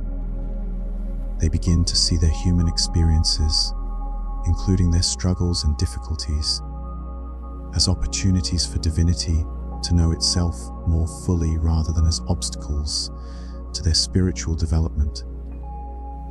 This awakening reveals that every person who has played a role in their journey, including those who caused them pain or difficulty, has been serving their highest good by providing exactly the experiences necessary for their spiritual development. The individuals who misunderstood them, betrayed them, or treated them unfairly were unconsciously serving as agents of their spiritual growth, offering them opportunities to develop forgiveness, compassion, and unconditional love that could not have been cultivated in any other way. This recognition often brings with it a profound sense of gratitude and forgiveness for everyone who has been part of their journey. They see that even those who hurt them were playing necessary roles in their spiritual education, providing them with opportunities to develop qualities and understanding that they could not have gained through easier circumstances. This gratitude is not forced or artificial, but arises spontaneously from their recognition of how perfectly their entire journey has unfolded. The forgiveness that emerges from this understanding is not a decision they make, but rather a natural result of seeing the bigger picture of their spiritual development. When they recognize that everyone has been serving their highest good, even those who appeared to be working against them, forgiveness becomes effortless and complete. They no longer carry any resentment or blame because they understand that everyone has been playing their perfect role in the divine drama of awakening. The divine destiny that emerges from this recognition is not a predetermined path that the individual must follow, but rather the natural expression of their true nature when all obstacles and illusions have been removed. They discover that their destiny is not something they must achieve or attain, but something they must simply allow to unfold through them. Their role becomes one of conscious participation in the divine intelligence that flows through all existence, expressing itself uniquely through their particular personality, talents, and circumstances. This conscious participation does not require them to figure out what their destiny is or to make elaborate plans for how to fulfill it. Instead, they learn to trust the intelligence that has been guiding their journey all along, allowing it to express itself through their natural responses to whatever situations arise. They become instruments of this divine intelligence, channels through which love and wisdom flow into the world. The trust they develop in this divine intelligence is not blind faith, but rather a practical recognition based on their direct experience of how perfectly their journey has unfolded. They have seen how circumstances that appeared to be obstacles or setbacks actually served their highest good in ways they could not have anticipated. This experience gives them confidence that they can trust the intelligence that has been guiding them to continue guiding them in ways that serve the highest good of all concerned. This awakening brings with it a profound sense of gratitude for every aspect of their journey, including the parts that were most difficult and painful. They recognize that their suffering was not meaningless or random, but rather a necessary part of their spiritual education that has prepared them to serve others with genuine understanding and compassion. They see that their trials have given them a depth of wisdom and empathy that could not have been developed through easier circumstances. The gratitude they feel extends beyond their personal journey to include appreciation for the entire process of spiritual awakening that is occurring throughout humanity. They recognize that their individual awakening is part of a much larger pattern of evolution and transformation that includes all beings. They see that their role is not just to awaken for their own benefit, but to contribute to the collective awakening of all consciousness. This understanding of their role in the larger pattern of awakening often brings with it a sense of purpose and meaning that transcends their personal concerns and ambitions. They realize that their individual journey has been preparing them to serve the awakening of others, and that their experiences of struggle and transformation have given them the wisdom and compassion necessary to help others navigate their own spiritual challenges. The person who awakens to their divine destiny often experiences a complete transformation in their relationship to time and purpose. They no longer feel driven by personal ambition or the need to achieve particular goals within specific timeframes. Instead, they discover that they are being lived by life itself, expressing divine will through their thoughts, words, and actions in ways that feel both effortless and profoundly meaningful. They become instruments of grace, channels through which love and wisdom flow into the world without obstruction. This transformation in their relationship to time often includes a shift from linear thinking about goals and achievements to a more cyclical understanding of growth and development. They recognize that their spiritual journey has not been a straight line from ignorance to enlightenment, but rather a spiral path that has taken them through similar themes and challenges at deeper and deeper levels of understanding.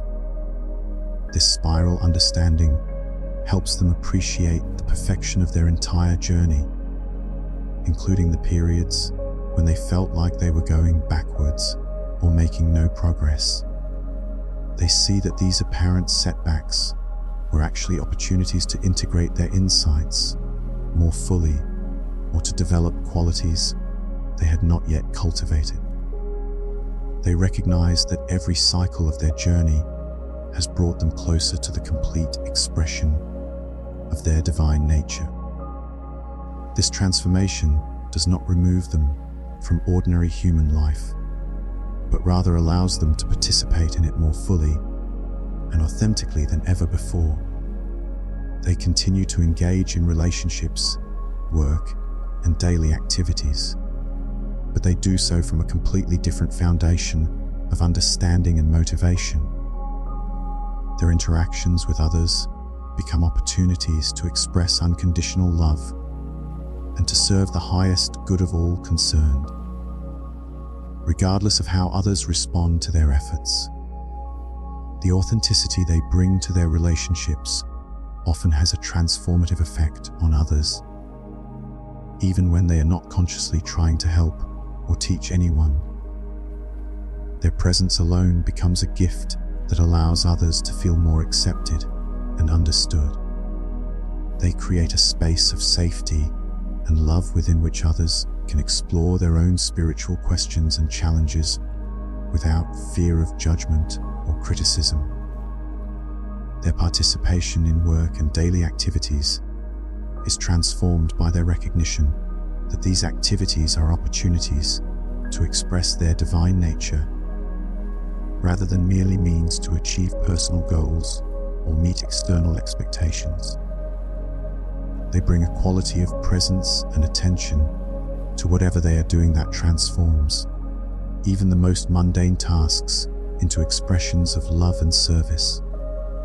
The awakened individual often finds that their very presence becomes a source of healing and inspiration for others, even when they are not consciously trying to help or teach anyone. Their inner peace and unconditional acceptance create a field of possibility that allows others to glimpse their own divine nature and potential. They become living demonstrations that it is possible to find meaning, purpose, and joy even in the midst of challenging circumstances.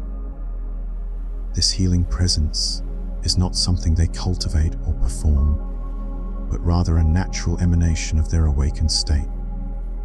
Their inner peace and love radiate outward without effort, touching the lives of everyone they encounter in subtle but profound ways. They may never know the full extent of their positive influence on others, but their presence continues to plant seeds of awakening wherever they go. The inspiration they provide to others is not based on their personal achievements or special knowledge, but rather on their embodiment of the possibility of awakening. They serve as living proof that transformation is possible, that suffering can lead to wisdom, and that every person has the potential to discover their own divine nature. Their example gives others hope and courage to continue their own spiritual journeys, even when the path seems difficult or unclear. This divine destiny reveals itself to be not a personal achievement, but a gift to the entire human community. The individual who has awakened to their true nature becomes a bridge between the ordinary world of struggle and confusion and the realm of unconditional love and wisdom. They serve as proof that transformation is possible, and that the challenges and difficulties that others are facing can indeed lead to profound growth and awakening. Their role as a bridge between worlds is not something they consciously choose, but rather a natural function of their awakened state. They have direct experience of both the world of spiritual seeking and struggle, and the world of awakened understanding and peace. This dual perspective allows them to communicate with and serve people at whatever stage of spiritual development they may be experiencing. The proof they provide that transformation is possible is not theoretical, but practical and immediate. Others can sense the peace and authenticity they embody and recognize that these qualities are genuine rather than performed or artificial. This recognition often awakens hope in others who may have begun to doubt that real spiritual transformation is possible in the modern world. The Zen masters taught that this awakening is both the end of one journey and the beginning of another. The individual who has recognized their divine nature must now learn to express and embody this recognition in service to others who are still struggling with the illusion of separation and limitation. Their awakening becomes meaningful, not as a personal accomplishment, but as a contribution to the collective awakening of humanity itself. This transition from personal awakening to service of collective awakening often happens gradually and naturally, rather than through any dramatic decision or commitment. The awakened individual simply finds themselves drawn to situations and relationships where their presence and understanding can be of service to others.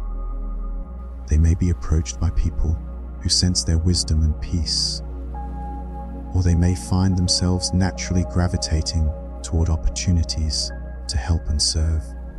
The service they provide is not motivated by a sense of obligation or duty, but arises spontaneously from their recognition of the fundamental unity of all existence.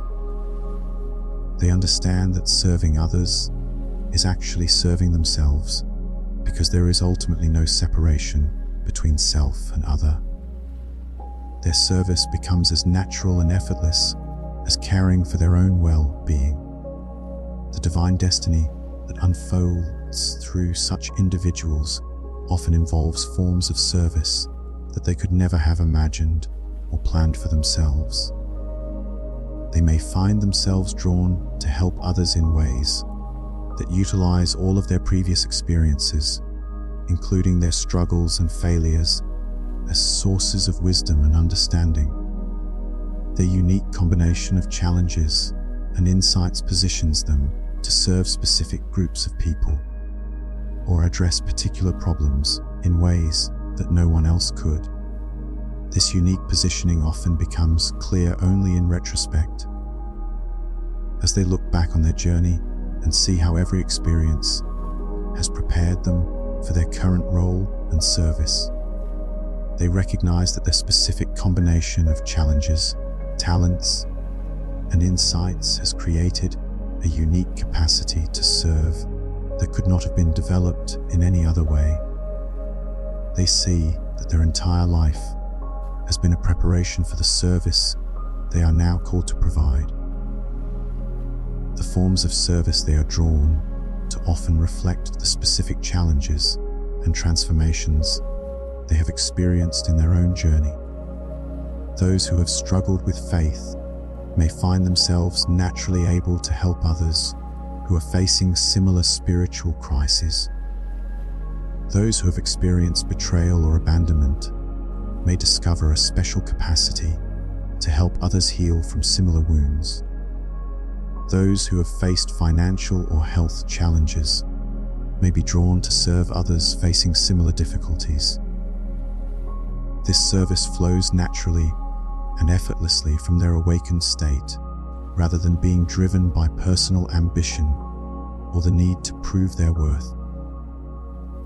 They give not because they should or because they want recognition, but because giving has become their natural state of being. They love not because it is virtuous or beneficial, but because they have recognized that love is what they are at the deepest level of their existence. The effortless quality of their service often surprises them, as they discover that helping others energizes rather than depletes them. They find that the more they give, the more they have to give, because their giving is an expression of their infinite nature, rather than a depletion of their limited resources. They learn that true service is not a sacrifice, but rather the most fulfilling and natural expression of their awakened understanding. The love they express through their service is not personal or conditional, but rather a universal love that recognizes the divine nature in every being they encounter. They do not love others because of their particular qualities or behaviors, but because they recognize the same essential nature in others that they have discovered in themselves. This universal love allows them to serve even those who may not appreciate or understand their efforts. The completion of this journey of awakening brings with it a profound understanding of the interconnectedness of all existence. The individual recognizes that their personal journey of growth and transformation is part of a much larger pattern of evolution that includes all beings and all experiences. They see that every person is on their own unique path toward the same ultimate recognition, and that everyone is exactly where they need to be in their own process of awakening. This understanding of interconnectedness extends beyond the human realm to include all forms of life and consciousness. They recognize that their awakening is not separate from the awakening of the planet itself, and that their service to others is actually service to the evolution of consciousness throughout the universe. They see themselves as part of a vast network of awakened beings working together to support the transformation of all existence. The recognition of this larger pattern often brings with it a sense of profound humility and wonder. They realize that their individual journey, however significant it may have seemed to them personally, is just one small part of an incomprehensibly vast and beautiful process of awakening that includes countless beings across all dimensions of existence. This recognition dissolves any remaining traces of spiritual pride or self-importance. This understanding generates infinite patience and compassion for others who may still be struggling with challenges and confusions that the awakened individual has moved beyond. They remember their own journey through doubt, pain, and confusion, and they recognize these experiences in others as necessary stages rather than as problems to be fixed or avoided. Their presence becomes a source of hope and encouragement for those who are still in the midst of their own spiritual trials. The patience they embody is not passive tolerance, but rather an active understanding that recognizes the perfect timing of each person's spiritual development. They understand that everyone awakens according to their own inner schedule, and that their role is to be available to serve when others are ready, rather than to push or force anyone's development. They have learned to trust the same divine intelligence that guided their own journey to guide the journeys of others. The compassion they feel for others who are struggling is informed by their direct memory of their own struggles and the understanding that these difficulties serve essential purposes in spiritual development. They do not try to rescue others from their challenges, but rather offer support and understanding that helps others navigate their difficulties with greater wisdom and grace. They become sources of strength and encouragement rather than enablers of avoidance or denial. The divine destiny that emerges through this awakening is ultimately about becoming a conscious participant in the ongoing creation and evolution of existence itself. The individual discovers that they are not separate from the divine intelligence that governs the universe, but are rather a unique expression of that intelligence, contributing their own particular gifts and perspectives to the infinite tapestry of creation. Their life becomes a work of art, a unique expression of divine creativity that has never existed before and will never exist again. This participation in divine creativity is not limited to traditionally creative activities, but extends to every aspect of their existence. Their relationships become opportunities to express divine love. Their work becomes a means of serving divine purpose, and their daily activities become expressions of divine presence. They recognize that everything they do has the potential to contribute to the beauty and evolution of existence. The uniqueness of their expression is not something they need to strive for or cultivate artificially, but rather something that emerges naturally when they allow their true nature to express itself without obstruction. They discover that their authentic self is inherently unique and valuable, contributing something to existence that no one else can contribute. This recognition eliminates any need to compare themselves to others or to try to be someone they are not. This recognition brings with it a profound sense of responsibility and privilege. The awakened individual understands that they have been entrusted with precious gifts of wisdom, compassion, and understanding that are meant to be shared with others rather than hoarded for personal benefit. They become stewards of divine grace, ensuring that the love and wisdom that flows through them reaches those who are ready to receive it. The responsibility they feel is not burdensome, but rather inspiring, as they recognize that they have the privilege of participating consciously in the divine work of awakening and transformation. They understand that their every thought, word, and action has the potential to contribute to the healing and evolution of consciousness, and they take this responsibility seriously while maintaining the lightness and joy that comes from knowing they are supported by infinite love and intelligence. The stewardship they exercise over their gifts is not possessive, but rather generous and open. They recognize that the wisdom and love that flows through them does not belong to them personally, but rather belongs to all existence and should be shared freely with anyone who can benefit from it. They become transparent channels for divine grace, allowing it to flow through them without obstruction or reservation. The journey that began with confusion about why good people face difficult circumstances concludes with the recognition that these circumstances are not obstacles to spiritual development, but rather the very means by which that development occurs. The individual who has completed this journey becomes living proof that every experience, no matter how challenging or painful, can serve the highest good when it is met with the right understanding and response. This proof is not theoretical, but practical and immediate, embodied in their very presence and way of being. Others can see in them the possibility of transformation and can witness firsthand that it is possible to find meaning and purpose in even the most difficult circumstances.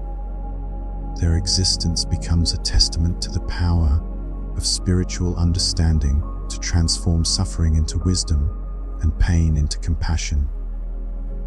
The understanding they have gained about the purpose of suffering does not eliminate pain from their lives, but transforms their relationship to it in fundamental ways.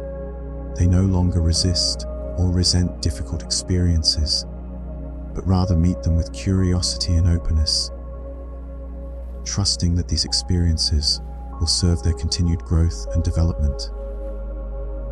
They have learned to see challenges as opportunities rather than obstacles. In the end, the divine destiny of every individual is the same: to awaken to their true nature as expressions of infinite love and wisdom, and to serve the awakening of all beings through their unique gifts and circumstances. The path to this awakening may be different for each person, but the destination is always the same: recognition of oneness, love, and the profound meaningfulness of existence itself. The good person who wondered why they faced such challenges discovers that these challenges were not punishments or mistakes, but rather invitations to discover the divine nature that was always their true identity, waiting patiently to be recognized and expressed through their human experience. This final recognition brings the entire journey full circle, revealing that what appeared to be a long and difficult path of seeking and struggle was actually a process of remembering and returning to what was always already present. The individual realizes that they have not become something new, but have rather uncovered what was always their true nature, hidden only by the illusions and attachments that their journey has helped them release. The peace they find in this recognition is not the peace of having finally achieved something, but rather the peace of coming home to themselves after a long journey of apparent exile.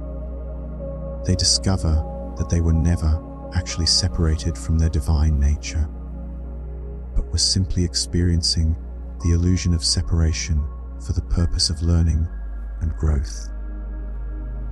Now that the learning is complete, the illusion dissolves, and they rest in the natural state of unity and love that is their birthright. This homecoming marks not an end, but a beginning, the start of a new phase of existence, characterized by conscious participation in the divine dance of creation and awakening. They have completed their personal journey of seeking and can now dedicate themselves fully to serving the awakening of others, knowing that in doing so they are serving the highest purpose of existence itself.